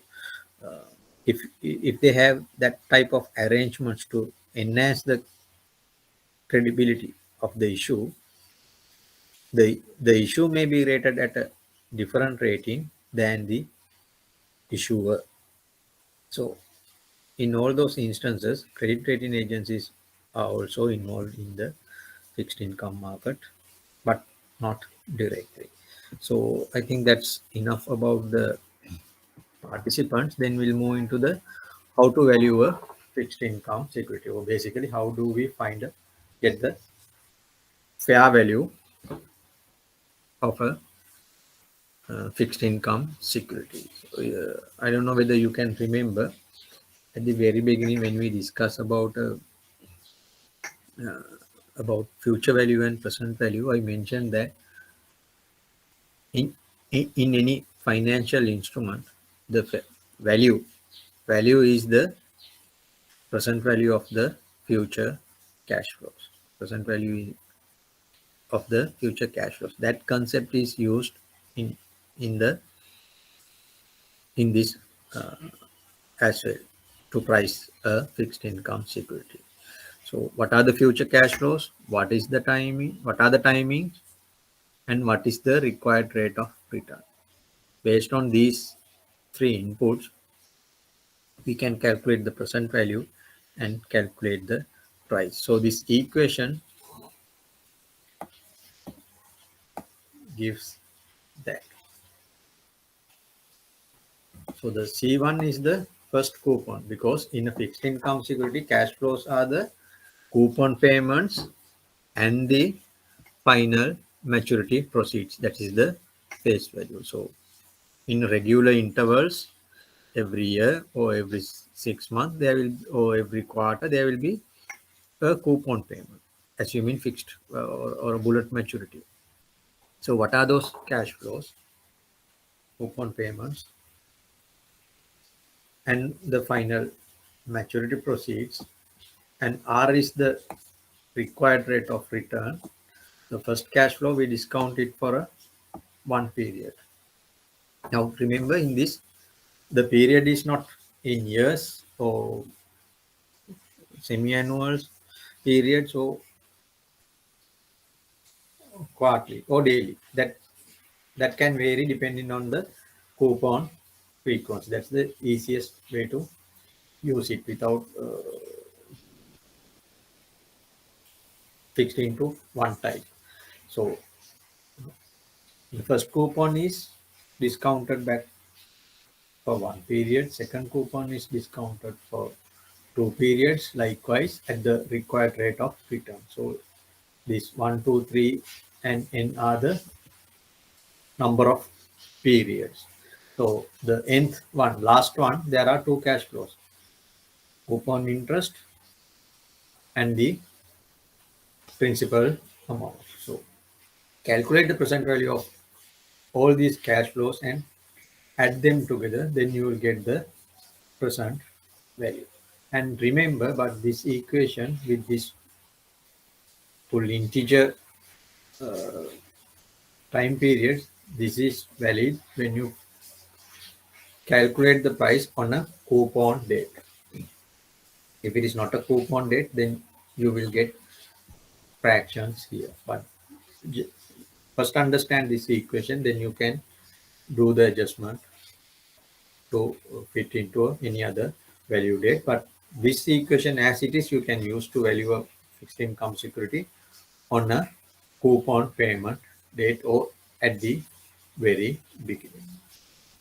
So basically, what are the inputs that you need? Cash flows, their timings, and your required rate of return. And when we say cash flow, that is the coupon and the face value or the redemption value. So in this long equation, you can make it short. If you consider this C1, C2, C3, Cn, and the coupon are fixed, then the C1, C2, C3, and Cn would be the same amount. Then it is a same cash flow at regular intervals. What do you call that? Same cash flow you get in regular intervals. What do you call that?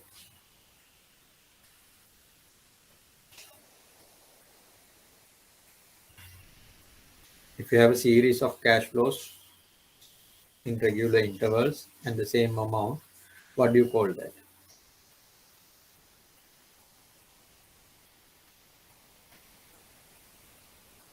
We call that as an annuity. So then you know how to calculate the present value of an annuity. So therefore, we can consider this part as an annuity and calculate the present value and add the present value of the maturity proceed into that. So that is given in this equation.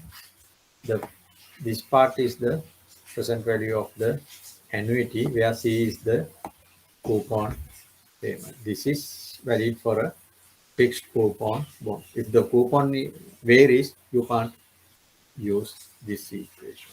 Then this second part is the present value of the maturity proceeds. That's how, so you can use either way. This is the primary principle, but this is a variation of that to make the calculation easy. So then we'll move into an example. Assume the face value is 1 million, coupon rate is 5%, coupon frequency annual, remember, coupon frequency is annual, maturity date is 15th March 2026, settlement date is 15th March 2022, and the required rate of return is 5.25. Now you can see 2 percentages. This is 5%, that's the coupon rate. That is the interest rate promised by the issuer to make interest payments based on the face value. But this is 5.25 is the required rate of return for the investor. What is the return that you need? That is 5.25, but the promised interest rate is 5%. So then how do we calculate the price? So first we need to know what we should know. First we need to know coupon. What is the coupon amount? Since the frequency is annual, there will be annual coupon. How many coupons? And they are timing. When do you receive this coupon? How many coupons are there?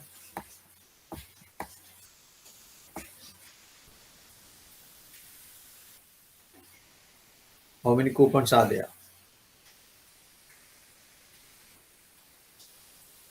4.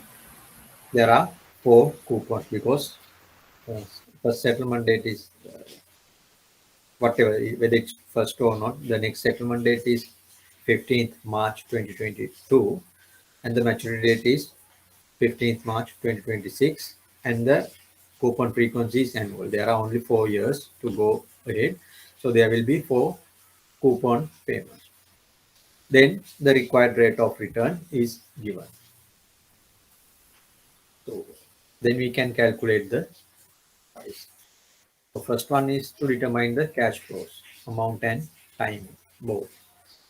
So what is the coupon? That's the first thing that we have to calculate, cash flow. All cash flows are same other than the maturity proceeds.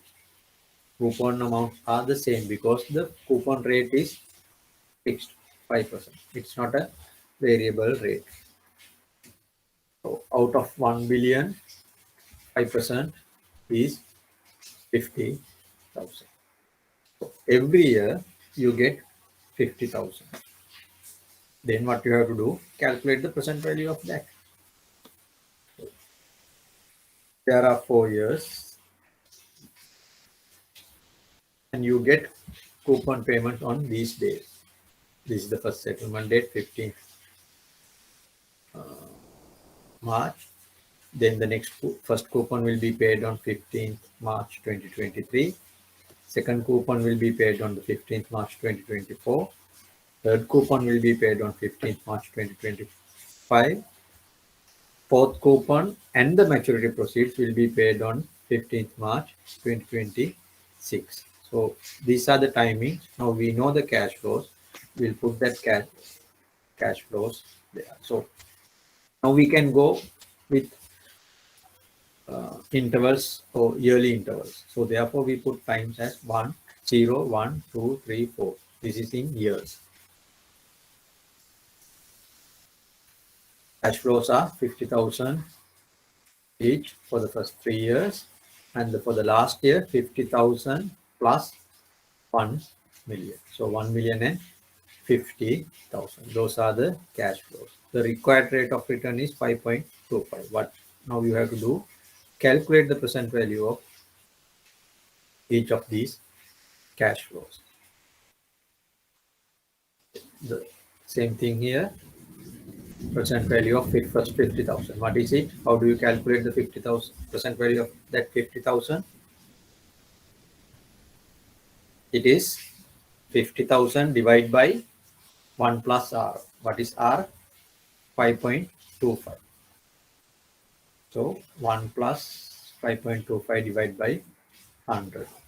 Because this is a percentage, we have to substitute it as an decimal. So this is how do you calculate the present value of the first cash flow. You can do the same for the second one. Here you have to discount it for 2 periods. That's why you have this power 2 here. Third one, 50,000 divided by 1 plus 0.0525 to the power 3. The last one, you can use it as a single cash flow, discount it for 4 years. Then add them together. That is the price that you get. You should get that price as 991,186.36. So now I have explained the method and given the answer, but the best thing is understand the concept. You know how to calculate the present value. Do it by yourself. Just note down the answer and see whether you can get this answer. In the presentation that I uploaded to the classroom, these workings are not there. It is just a sort of a blank slide. So the reason is I wanted you to do these calculations.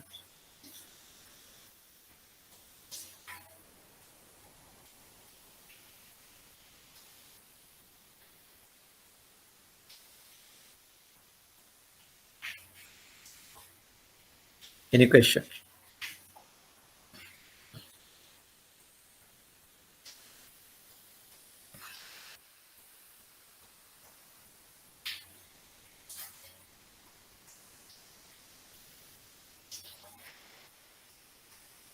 Any questions?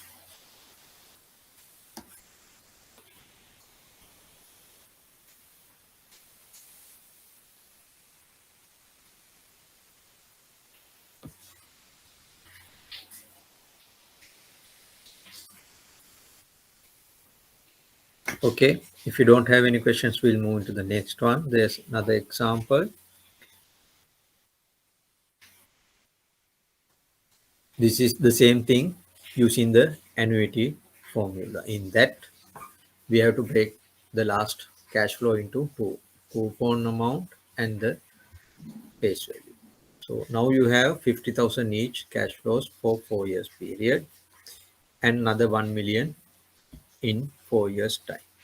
We can use the annuity formula, assuming these 4 cash flows each 50,000 as the annuity. So this is the annuity equation. What is C here is the cash flow amount, that is 50,000. R is the required rate of return. N is the number of periods. So substitute that and calculate the present value of the last component, that is the face value or the par value of the bond. So you substitute figures: 50,000 divided by 5.25% times 1 minus 1 over 1 plus 0.0525 to the power 4. This is this part. This is the present value of the annuity part. Then remember, you have to add the present value of the face value as well. That is another mistake that you do. You will forget to do this part. If you forget this, you don't get the correct answer. Therefore, when you use the annuity formula, it is easy without doing a lot of calculations. See here in the previous example, we have to calculate 4% values. Say, assume if I say this is 20-year bonds, then what do you do?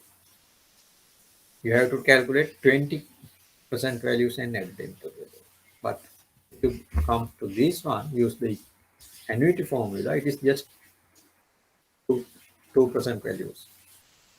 Whether it's 10 cash flows, 20 cash flows, or whatever, it's not material. So, but remember to calculate the present value of the maturity proceeds as well. So once you do this, you should get the same answer. You should not get something else. You should get the same answer here.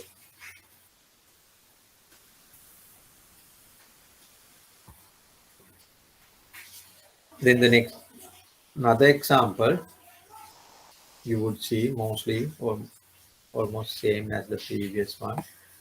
1 million, 5% coupon, 5.25, 5.25 required rate of return. But remember this is semi-annual coupon. Settlement date is 15th January and maturity date is 15th July 2026. How many years?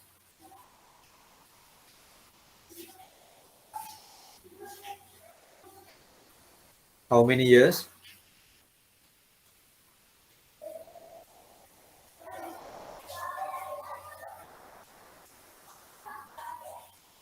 How many years in this bond?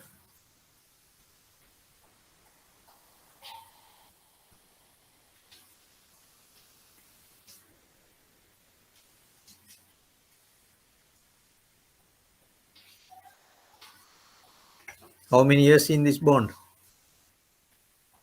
Till maturity. From 15th January 2022 to 15th July 2026.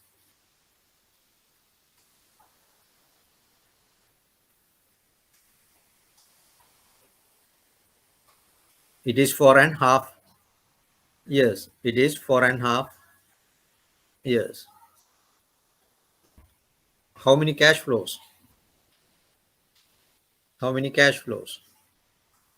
Remember, it is semi-annual. So every 6 months there will be a cash flow. Every 6 months there will be a cash flow. So again, determine the cash flow. There's no difference. 5% per annum. 1 million is the principal amount. But remember, frequency is 2. Frequency is 2. So therefore, you have to divide it by 2. You get the coupon amount half of the previous amount, 25,000. So that's the coupon payment. Now you can do the same thing. Draw a timeline. Draw a timeline and mark the dates. It's better to start with the end. Then you can come back properly. There would be 9 cash flows because 4.5 years. You can see first, second, third, fourth, fifth, sixth, seventh, eighth, and 9 cash flows. The amount of each cash flow is 25,000 for the first 8 cash flows, 25,000 each. Again, remember numbering. We don't care we just go by 1, 2, 3, 4, 5, 6, 7, 8, 9 like that. But remember, when we do that, we have to adjust the required rate of return to suit that. You will see that quickly. So the cash flows are 25,000 each, the first 8 payments, and the last one is 25,000 plus 1 million principal amount. So then what you have to do is to calculate the present value of each and every cash flow. Now you can see there are 9 cash flows. You have to calculate 9 present values. You would see it, then it is easy to use the annuity equation, but still I am going to use the basic equation and the principle to calculate the present value. So we'll put that into a new slide. This is the same picture.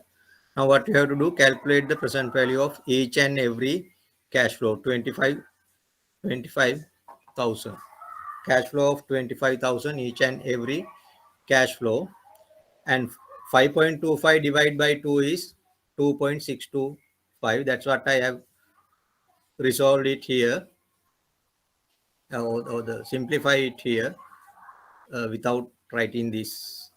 So remember, this is the adjustment that I have mentioned. The 5.25 required rate is per year. That is the annualized rate. But you know that in bond basis, when we have the semi-annual coupon, we use that by dividing it 2. If the frequency is 4, we divide that by 4. If the frequency is 12, we divide it by 12. That's how we adjust the frequency. Then you don't want to use decimals or things like that in this cash powers. Still you can go by this timing 1, 2, 3, 4, 5, 6, 7, 8 or 9. If you are to use 5.25 here, then the power would be half, then 1, then 1.5. Likewise, you have to use it, but it is very bit cumbersome. Rather than doing that, it is easy to divide the interest rate or the required rate of return by the coupon frequency. That is the easiest way. But remember that otherwise you will get a wrong answer. So once you do that, this is the price that you get, 990,094.92. That is the price of the bond. 9% coupon, 5% coupon, 1 billion face value, semi-annual coupon bond. The price that you are going to pay is 990,094.92. So you can see in all the both examples, the amount the borrower, assuming this is the first or that at the issuance, assuming at that point, what would happen? Issuer won't get that 1 million. The issuer will get lesser amount. That is this price. This is the amount that the issuer will get. That's the amount that the issuer will get. So the issuer won't get 1 billion. So he'd get less than that. That is why we call this is trading at a discount. Investor gets some advantage there, get a discount. So on the maturity date, he will get 1 billion, but now he paid only less than that. That is the discount. That's why we call it trading at a discount. So that is the amount that you can say issuer borrowed. That's the amount that he get. But on the maturity date, issuer has to pay 1 million rupees. Not only that, the said frequency. Not only in this case, even in the previous case, that was the issue. So that was the answer. Even in the previous, you can see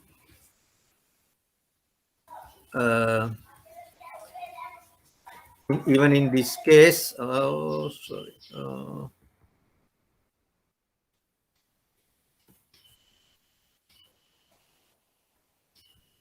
the final answer is less than 1 million.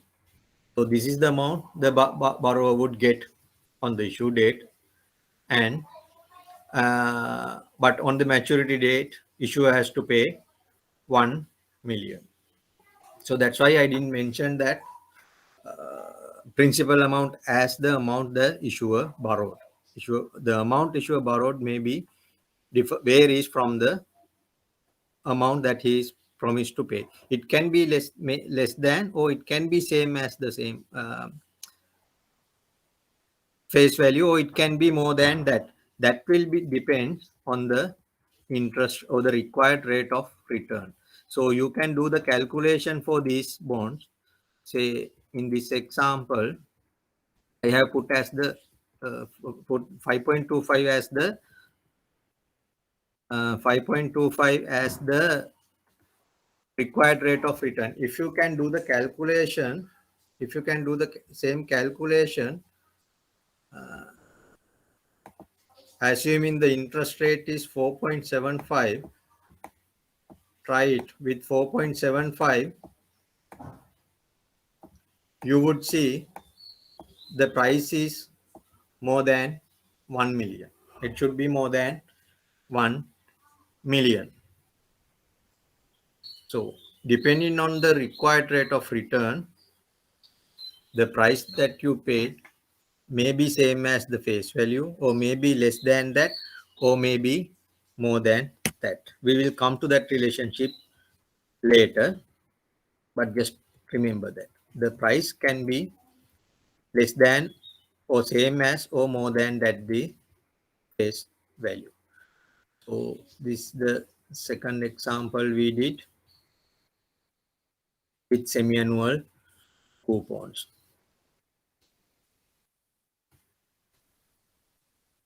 And this is the same thing calculated using the annuity formula. So in this you can see cash flows are 25,000. So there are 9 cash flows, each with 25,000, and another one cash flow with 1 million. So you substitute that into this equation, you would get this same answer.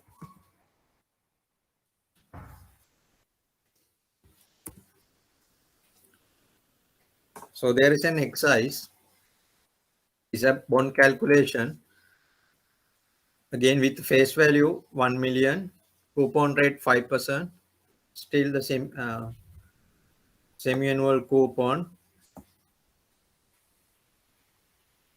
but I have changed the settlement date, this one. Earlier it was 15th January 2022. I made it 15th July 2022. The maturity date remained as same. So you can do that calculation and see what is the answer. This is the answer. Note it down and do it by yourself. And if you have any questions, let me know, or we can discuss. So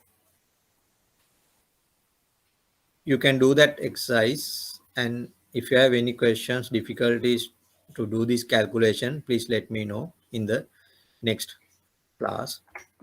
So this is how we can do that calculation in Excel.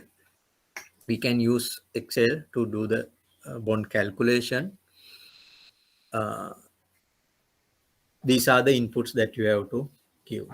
What is the settlement date? What is the maturity date? What is the rate? That rate is this is the coupon rate. Remember, this is the coupon rate.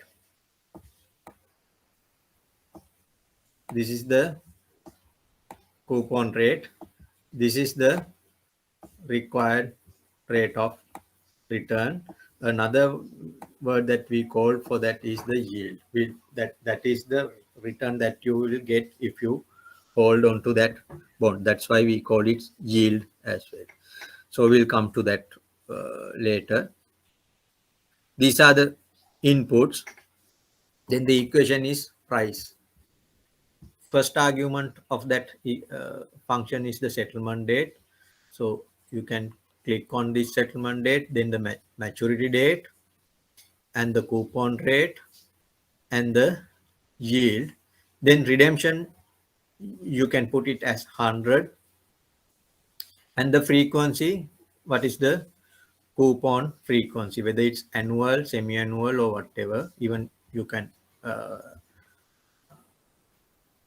fix it in the Excel and do that. And the basis is the day count convention. What is the day count convention that you are going to use, whether it's actual 360, 3360, or something like that. That is, it will automatically come. Let me show you that. We'll do an exercise here. Let me share the Excel sheet.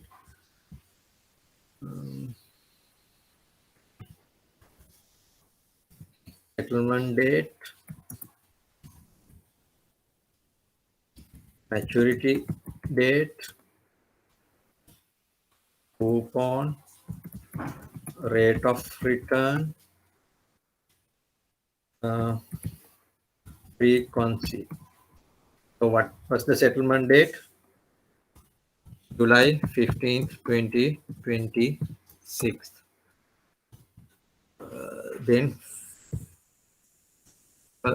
January 15th, 2022, coupon is 5%. Required rate of return is 5.25.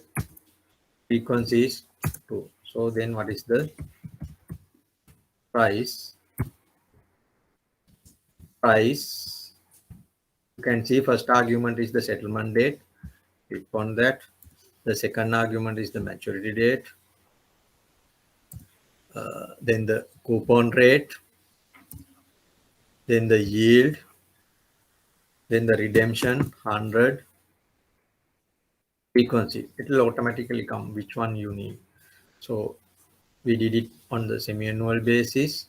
Semi-annual. Then the day count basis. So you can see different day count basis.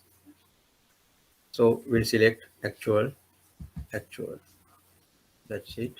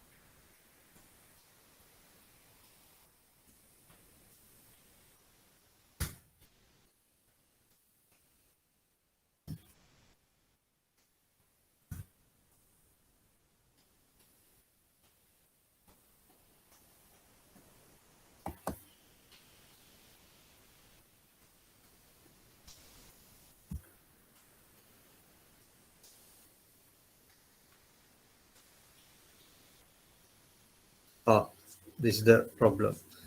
So settlement date is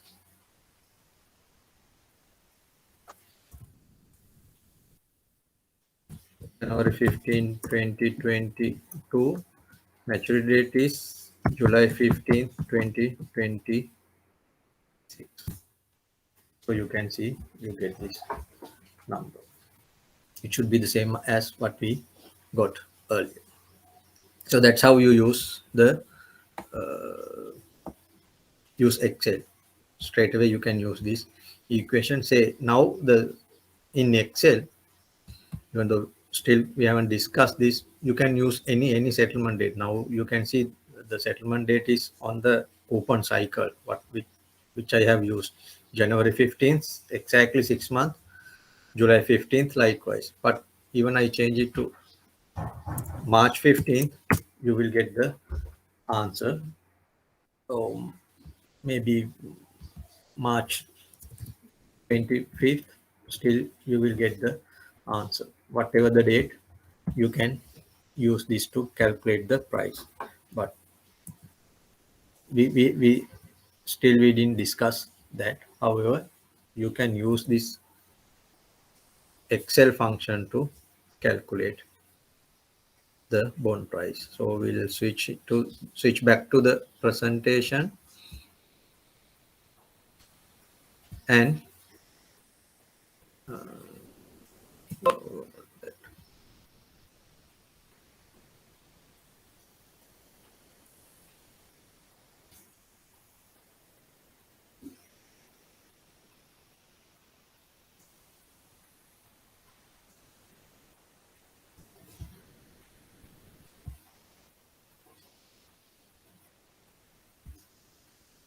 so this is the presentation.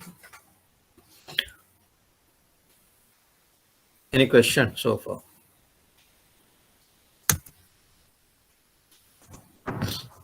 So all these calculations we have done, we price the bond on a coupon date. Now we are going to do a bond pricing in between coupon dates. So because that's the practical scenario, you may buy or sell it any day in the secondary market. So you should be able to price the bond on any day. So we use the same scenario, but I did a small adjustment here, say maturity date, to make it less cash flows and make it easy, because what we have to get the concept understanding correct. So settlement date is 30th May 2022 and maturity date is 15th December 2024. All other remains same: 1 million, 5% semi-annual, and 5.25 required rate of return. So first thing what we have to do, calculate the accrued interest. Our settlement date is 30th May. Now you can see the maturity date is December 15th. Then we have to come back every 6 months and see what are the other coupon payment dates. So that's how we move forward. So June 15th is the next coupon date if we follow that cycle. December, June, December, June. That's how coupon cycle goes. That's how it works.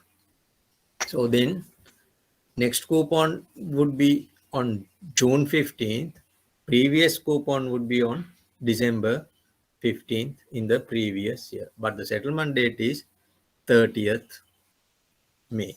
So now again, to calculate the accrued interest, what do we need? Number of days for the full coupon period and the number of days between the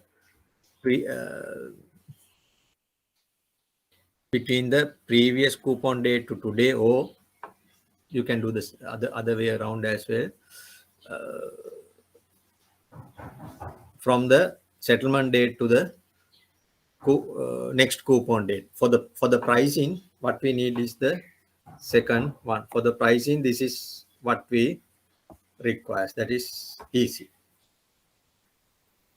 So from 15th December to June 15, there are 182 days. May 30th to June 15, there are only 16 days. Now then we'll see.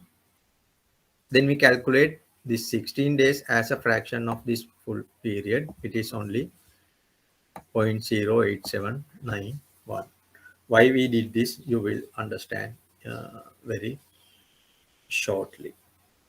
So this is the first part that you need to do to price a bond between coupon dates. So then, as we did previously, we need to determine the cash flow, the coupon payment. This is what we did earlier. There's no difference.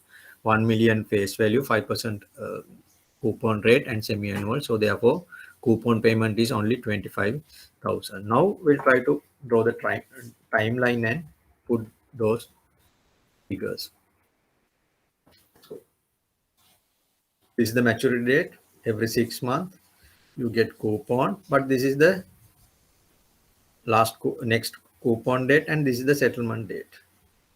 This is the number of days that we calculate, and calculate it as a fraction of the full coupon period of this. That's what we did in the earlier part. We need that, because how are we going to do the timing? Now it is not easy to see it as 1, 2, 3, 4, because there is no full one period between the settlement date and the next coupon period. It's only this fraction. So that is it. Then for this one, there are no 2 time periods, but instead 1 time period plus this fraction. So the next time is 1.0879. Third one is 2.0879. Third one is 3.0879. 4.0879 and 5.0879. Those are the timings that we have. Cash flows would be same, 25,000, 25,000, 25,000, 25,000 and 1 million and 25,000. So then what we have to do, calculate the present value of each and every of these cash flows. Same concept. Only thing here, what you have to do, calculate this time fraction between the settlement date and the next coupon date, and use that fraction for this time. That's the only new thing that you have to do. After that, everything remains the same as we did earlier. So this is the price that you get. Now you can see you get a price with 1 million and more than that, but still there's a problem. What is this price? What is this price? This is the dirty price. Remember, this is not the clean price, because you have discounted whatever the cash flow that you get here, coupon payment, which is for the previous period. So that includes this accrued interest. So therefore, this is the dirty price. It is not the clean price. Now, if you want to calculate the clean price, what you have to do, you have to calculate the accrued interest, and you can remember the equation: dirty price equals clean price plus accrued interest. Now you know this dirty price, you can calculate accrued interest, then you can find the clean price. So to calculate that, there are 182 days from between two coupon dates.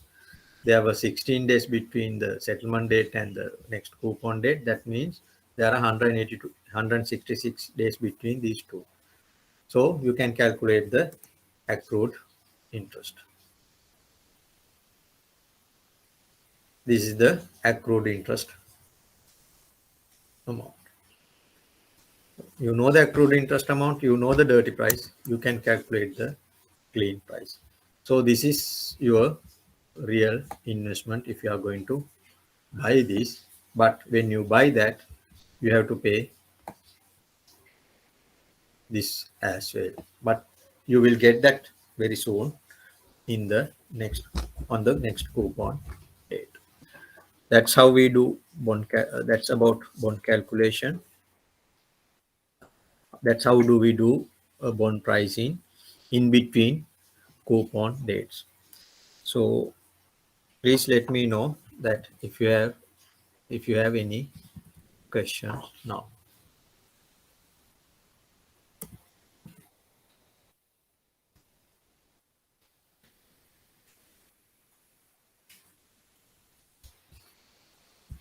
Do you have any question?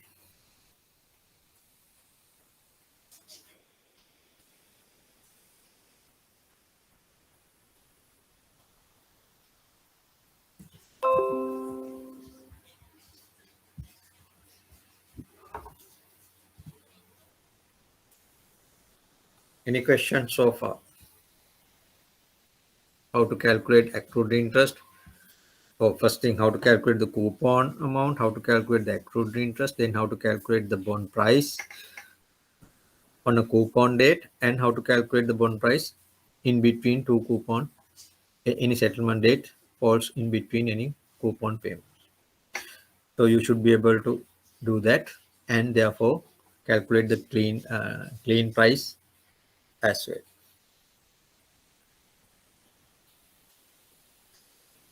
Any questions?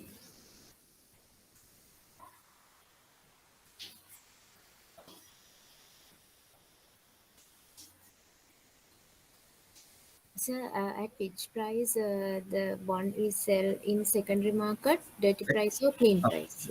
Basically, in the secondary market, when the price is quoted, it is based on the clean price. But when you buy it, you have to pay the dirty price, because you have to pay the accrued interest for the seller. Ultimately, you pay the dirty price, but to make it clear, usually clean price is quoted. Then you know what is your real investment. The other part is the accrued interest. Even when you create a deal ticket, you show that separately. This is the clean price, and this is the accrued interest, and this is the full settlement amount.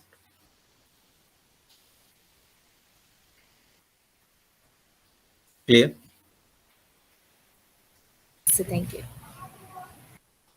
Anything else?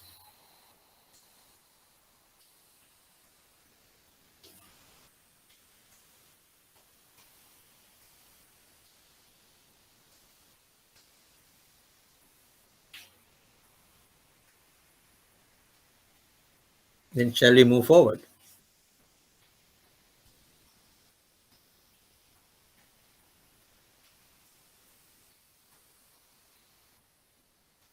So yield to maturity. Now you already saw that yield, the word in Excel. That is the word that they use.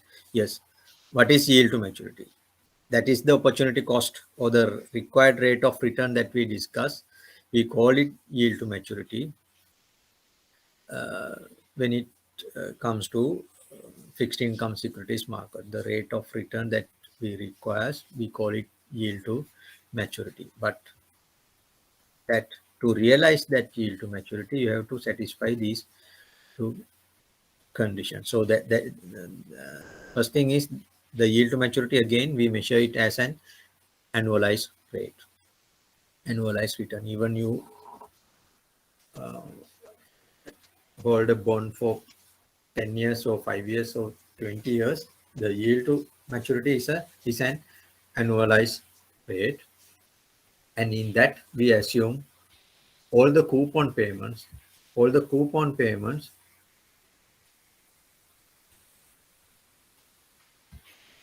all the coupon payments that we received are reinvested at the same yield to maturity. So in our previous example, our required rate of return is 5.25. So that means the yield to maturity is 5.25. The next coupon that we receive, we should be able to invest it at the same 5.25 yield, but until the maturity of the same bond. So if there are 4-year remaining maturity, after one coupon payments, remaining maturity is only 3.5 years, you should be able to reinvest the coupon income at the same yield to maturity rate for the remaining 3.5 years period. Not only that, we assume that we are going to hold the bond until maturity.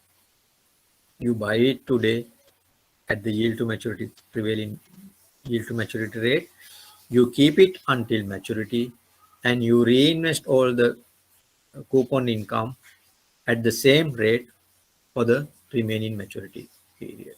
Then you will realize this yield to maturity. Otherwise, you won't realize that, or you may realize more than that or less than that, that depending on the market. But if you are to realize the yield to maturity, you have to hold it until maturity, and you should be able to reinvest the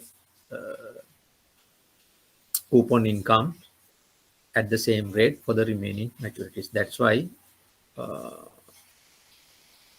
that implies that the yield curve is flat. For all maturities, yield remains the same. So therefore, one of the risk the bonds have is reinvestment risk. Whenever you get the coupon payment, if you cannot reinvest it at the same rate, you won't realize this yield to maturity. But it is risk that can be a positive or negative. If the interest rate is higher than the previous interest rates or the yield, you will get more. You can reinvest your coupon payment at a higher rate. It is good. But if the interest rate has gone down, you will be able to reinvest the coupon only at a lower rate. That is the risk. That is the reinvestment risk of a bond. Remember that.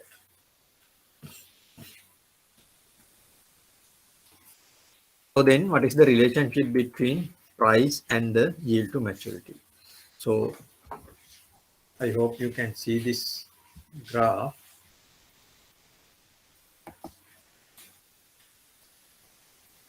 So it is like this. It is not a straight line. When yield to maturity increases, price decreases, but in this pattern. It's not a straight line. It's a curve. That relationship is shown here. When yield goes down, price goes up, or the price goes down, yield goes up. So there is an inverse relationship, but not one-to-one or linear.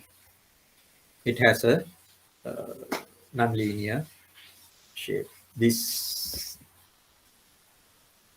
shape we call, this is a convex relationship. We call it positive convexity. We'll come to that later. Because depending on the coupon rate, yield to maturity, maturity period and things, the shape of the curve vary from one bond to another bond. So this is only a general pattern. However, this is a very important relationship. Price and the yield has an inverse relationship for a bond. Not only bond, indeed, for any interest bearing instrument, this is the relationship. Why? When yield increases, what would happen to the present value of the future cash flow? When interest rate increases, what would happen to the present value of the future cash flows?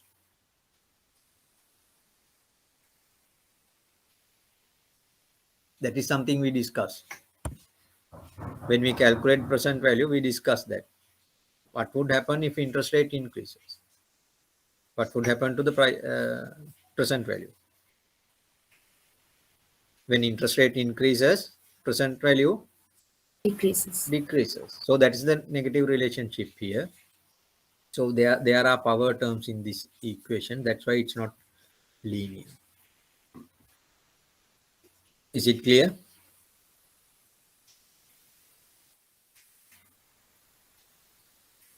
So when yield to maturity increases, price decreases.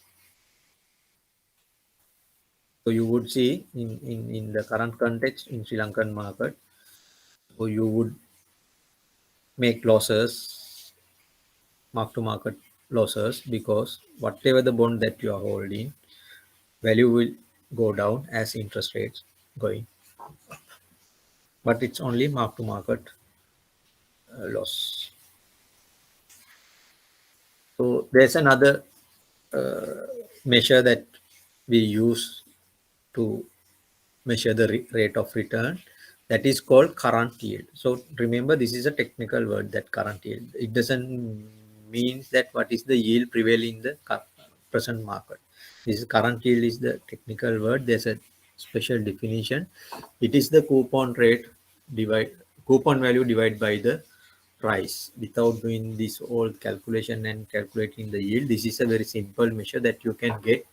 If I buy this bond today at this price, and at the end of the period I get this much of coupon amount, so therefore what is the rate of return? That's the basic simple method, that is we call current yield, especially in the fixed income securities market. So current yield definition is coupon amount divided by the price. Basically, what is your interest income divided by what is your investment. So it is another measure of return, and it's a simple measure, but the problem here is it doesn't account for the capital gain or losses that will be incurred at maturity. So if you bought it at a higher price than the face value, at the maturity you get the face value, so there will be a capital loss. If you bought it at a discount, that means below the face value, at the maturity you will get the face value, that is a capital gain. In calculation of this current yield, we ignore that part. We just think about only the coupon income as a percentage of the investment. But in yield to maturity, that is considered. Not only that, the reinvestments are also considered. But this gives you some idea about the rate of return and easy to calculate. So then you might have heard about yield curve. That is the term structure of interest rates. For different tenors, different maturities, there are different yields. Not the three-month interest rate, not same as the 3-year interest rates or the 5-year interest rates. So that structure we call the term structure of interest rates, and we call it the yield curve. So it shows the relationship between time to maturity and yield. Remember, yield curve represents the relationship between time to maturity and yield. The previous graph I showed, this is not the yield curve. This is the relationship between price and yield. This is the relationship between price and yield. This is the yield curve. Time to maturity and the yield. That is the yield curve, term structure of interest rate. So these are few examples. You can see 3-month interest rate, 6-month interest rates, 1-year interest rates. Likewise, with the time increases, interest rate increases. So we call this as a upward sloping yield curve. With the time increase, yield increases. Why? You may remember we discussed when we decide the interest rate, there's a liquidity premium or the maturity premium that we add, because we forgone our liquidity for a longer period. So we need some compensation for that. We take more risk. So therefore we need compensation. That therefore, in general market conditions, with the time to maturity increases, interest rate also increases. But there can be different shapes. So this is we call normal interest rate or normal yield curve, but there can be different shapes in the market: flat, inverted, and humped. When we say generally, when we say it's a normal yield curve, it is like this. When we say flat yield curve, it is a horizontal line. For all maturity, yield remains same. When we say inverted yield curve, opposite of this, that means short-term maturities, yield of short-term maturities are higher, yield of long-term maturities are low.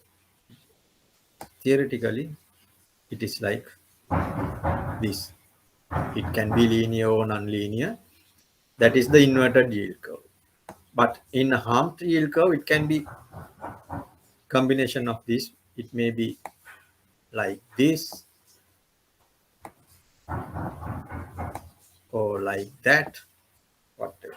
So different shapes. So you can see, but practically you don't see the exact, oh, like this very smooth curves.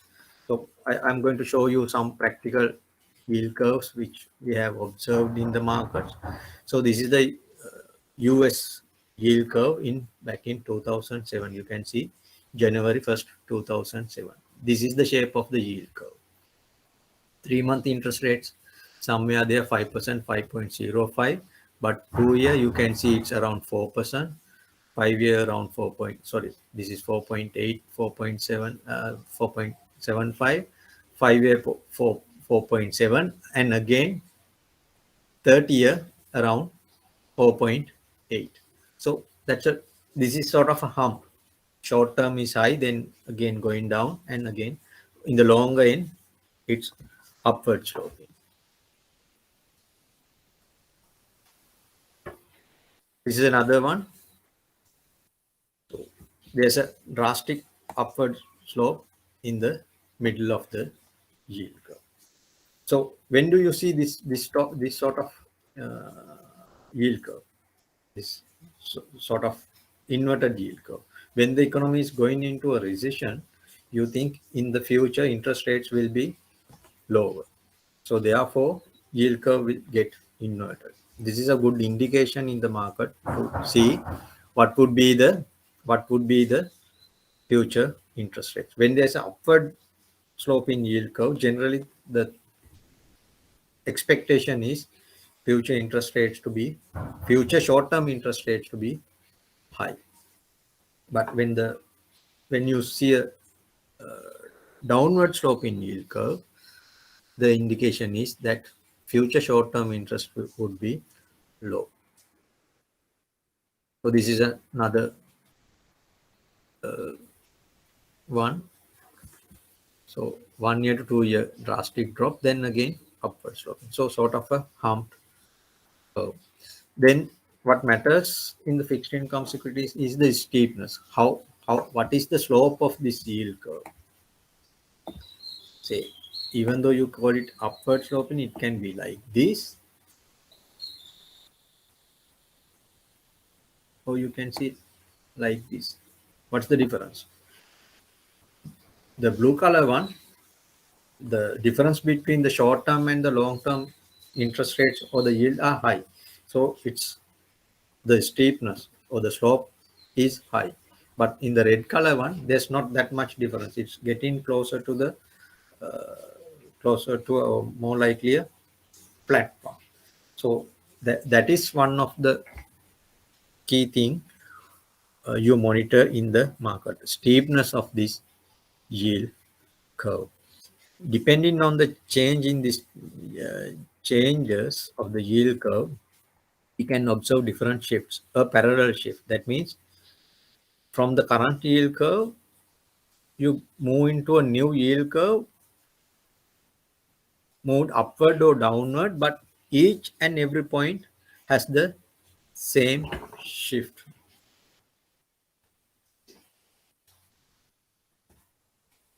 This is the existing one. You move to a new yield curve which is parallel to the previous one. So the difference here is same as the difference here, same amount. So that type of a shift we call a parallel shift. Any other shift we call as non-parallel shift. In the non-parallel shift, you can see many combinations. So maybe long end increase by large amount, while short end increase by only small amount. So if I draw that kind of a shift, this can be moved like this. Interest yield curve shifted upward, but the short-term shift is small, long-term shift is high. Or it can be other way around. If I draw, or assume red one is the previous one and the blue one is the new one, what does it mean? Short-term interest dropped by small amount, long-term interest dropped by large amount. Or other way, this is the existing yield curve. That curve may be shifted upward or downward. It's like this, getting much flatter. Short-term interest increased by large amount, but the long-term interest increased by only small amounts. Or there can be patterns like this.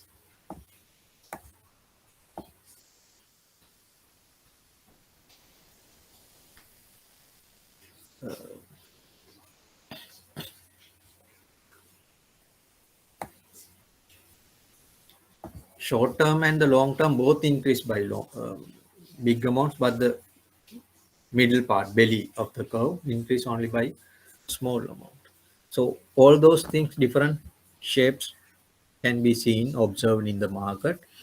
So based on that, there are repercussions on the valuation of fixed income securities, and based on your expectation on the yield curve shifts, you can do transactions to make profit and to manage your portfolio. So these are very important concepts that you need to know. So in the basically two types of non-parallel yield curve shifts: twist in the slope and change in the humbleness of curvature in the yield curve. So what I discussed or illustrated here. So flattening means steepness has decreased and yield comes to more flat shape like this. This is flattening. Steepening means from this kind of yield curve to this. You can see the difference between short-term and long-term interest rates is much higher in this curve. So it is steepening. Going back is flattening. And the positive butterfly, then the yield curve becomes less hump. That means short end and the long end interest increase by higher amounts. Likewise, there are different patterns identified in the market. Positive butterfly and the negative butterfly is the opposite of it. I don't think you need to know all those things, but better to have some understanding about different shapes of the yield curves. I'm not going to go into that detail with you, but have some idea about those. In the market risk, what is the market risk? When the interest rate changes, as I mentioned, if the interest rate increase, price of the interest rate decrease. That is the market risk. Value of your bond or the bond portfolio will change with the interest rate change. That is we call interest rate risk. The value changes, and not only that, reinvestment risk also there. If the interest rate goes down, you have to reinvest your coupon income or the maturity proceed at the lower rate. So that is the market risk that you face in the fixed income securities market. The interest rate risk, that is what is the loss or the value of change in value of your bond for a given interest rate, that is measured through duration. That is a technical measure that we use to measure or to quantify the interest rate risk. That duration is not that for that what we call the maturity period. So 2021 to 2026, there are 5 years. That is not this duration, but similar to that, close to that, but it's not exactly the same. There's a exact technical definition for this. We'll discuss that how to calculate this duration and how to interpret that duration that measures the sensitivity of bond prices to change in the interest rate or the discount rate. That is, the discount rate is an interest rate. No? So if interest rate change by 1%, what would be the percentage change in the bond price? That's how we interpret that. There's a term called modified duration. That's how we interpret it as. So it gives, basically it gives the sensitivity of bond prices to the change in interest rates. So this is the equation to calculate the duration. So, and you can see it as a weighted average timing. So here there's a 1, 2, 3, 4, 5, and n. Those are timings for the period. Then the weight assigned here is this present value of the future cash flow. So therefore, duration can be considered as a weighted average of time. The weight used is the present value of the each and every or the corresponding cash flow. So, but by going through that, that's the technical definition. But going through that, you won't get any practical sense. But however, you should know this definition. What is this? What is duration? And when we calculate, there are a few characteristics of the duration that you should not you should know that. So if all others are equal, longer maturity bonds generally have longer duration. When the duration is maturity is high, duration is high. Then the higher coupon rate and higher discount rate decreases the duration of a bond. When the coupon rate is high or the discount rate is high, then the duration is low. On the other side, duration for coupon bearing bonds is less than for zero coupon bonds. In a zero coupon bond, indeed, the duration is equal to the maturity. In a zero coupon bond, as there's no cash flows here.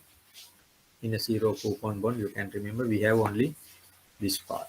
So therefore, duration equals to the maturity of the bond. So remember this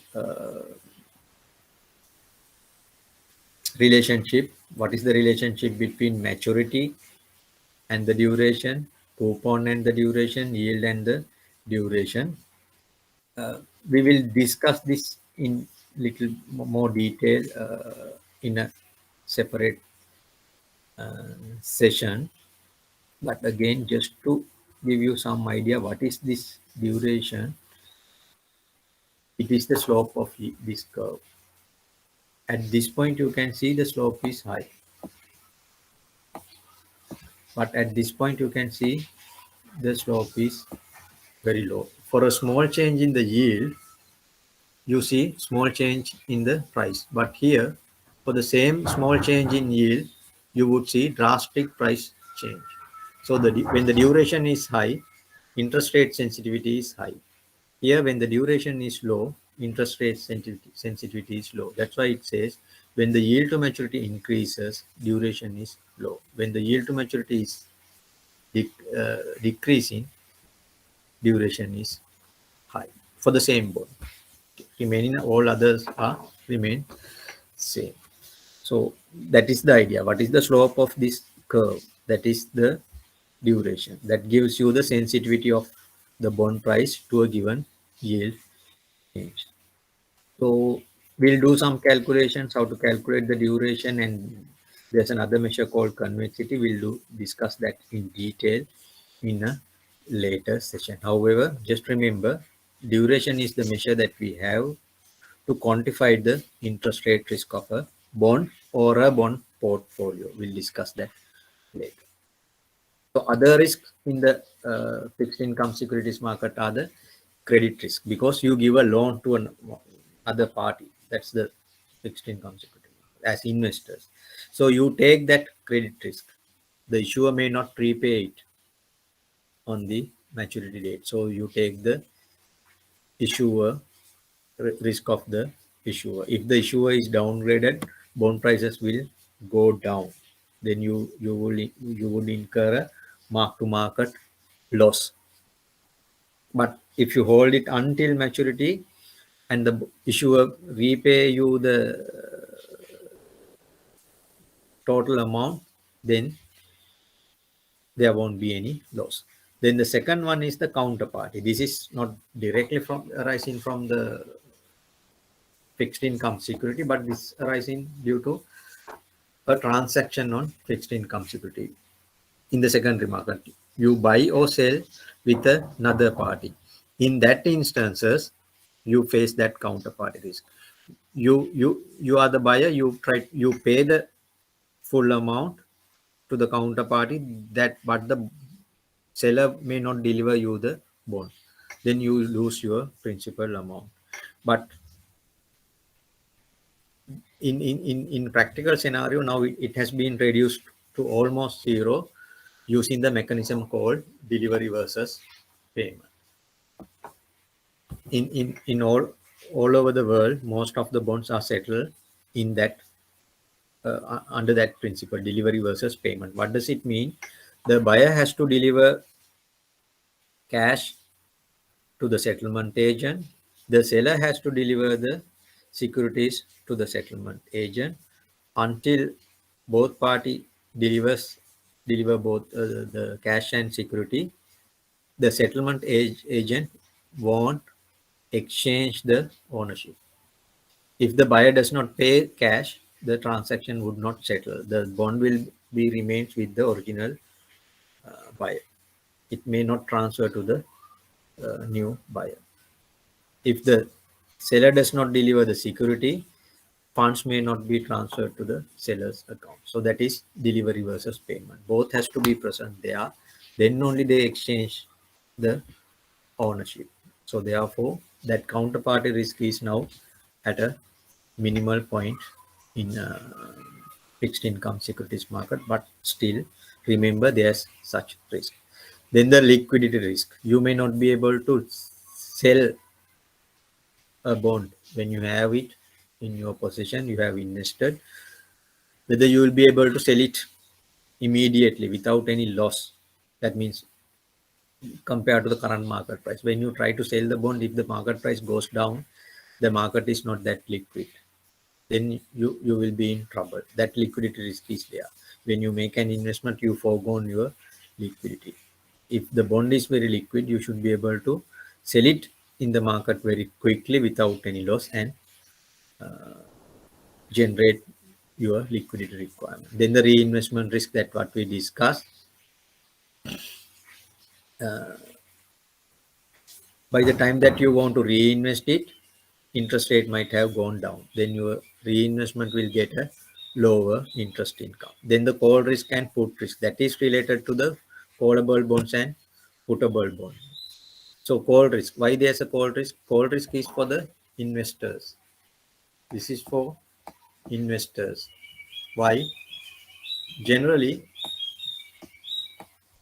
issuer will call the bond when the interest rate has gone down. That's the advantage for them. So they will call the bond. That means repay the principal amount early than he promised when the interest rate has gone down. So the investors have to reinvest that proceeds at a lower rate. That is the risk for the investors by investing callable bonds. Put risk is in present there in a puttable risk, but that is there for the issuers. Investors will put it back to the issuer only when the interest rate has gone up, because they can reinvest, investors can reinvest that proceeds in at a higher rate. But that means issuer has to borrow at a higher rate. So that risk is there for the issuer. So call risk is there for the investor. Put risk is there for the issuer. So those are the main risk related to fixed income securities. The market risk part, for the interest rate risk part, we will discuss in a separate session in much more details with few examples, and we'll see how these changes happen, and the relationship between maturity, coupon, and the yield. So that's all I have to discuss today. If you have any questions.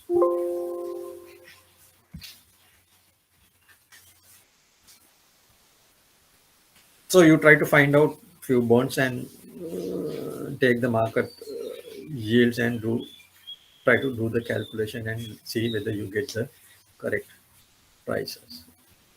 And there are a lot of few questions in the note that I prepared, few sample questions. There are questions you can try those and ask any questions if you cannot get the answers. So anything, any question?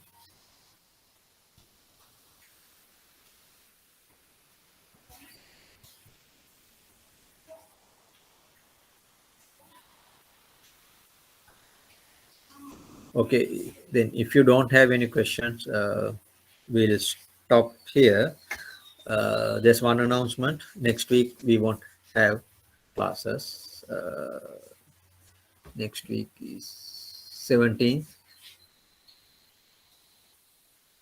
We won't have classes, but after that again we'll have classes in usual manner. Yes, 17th we don't have classes, but 24th we'll have classes. That's the plan. Hope that we'll be able to do that. Let's see. Any questions?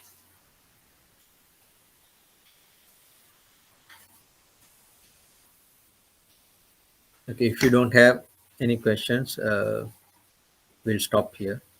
Thank you very much for participating, and I would like us, or if you have other friends you know that, just please ask them to join and participate in the class. Otherwise, they will be find difficult to understand these concepts. Okay, thank you.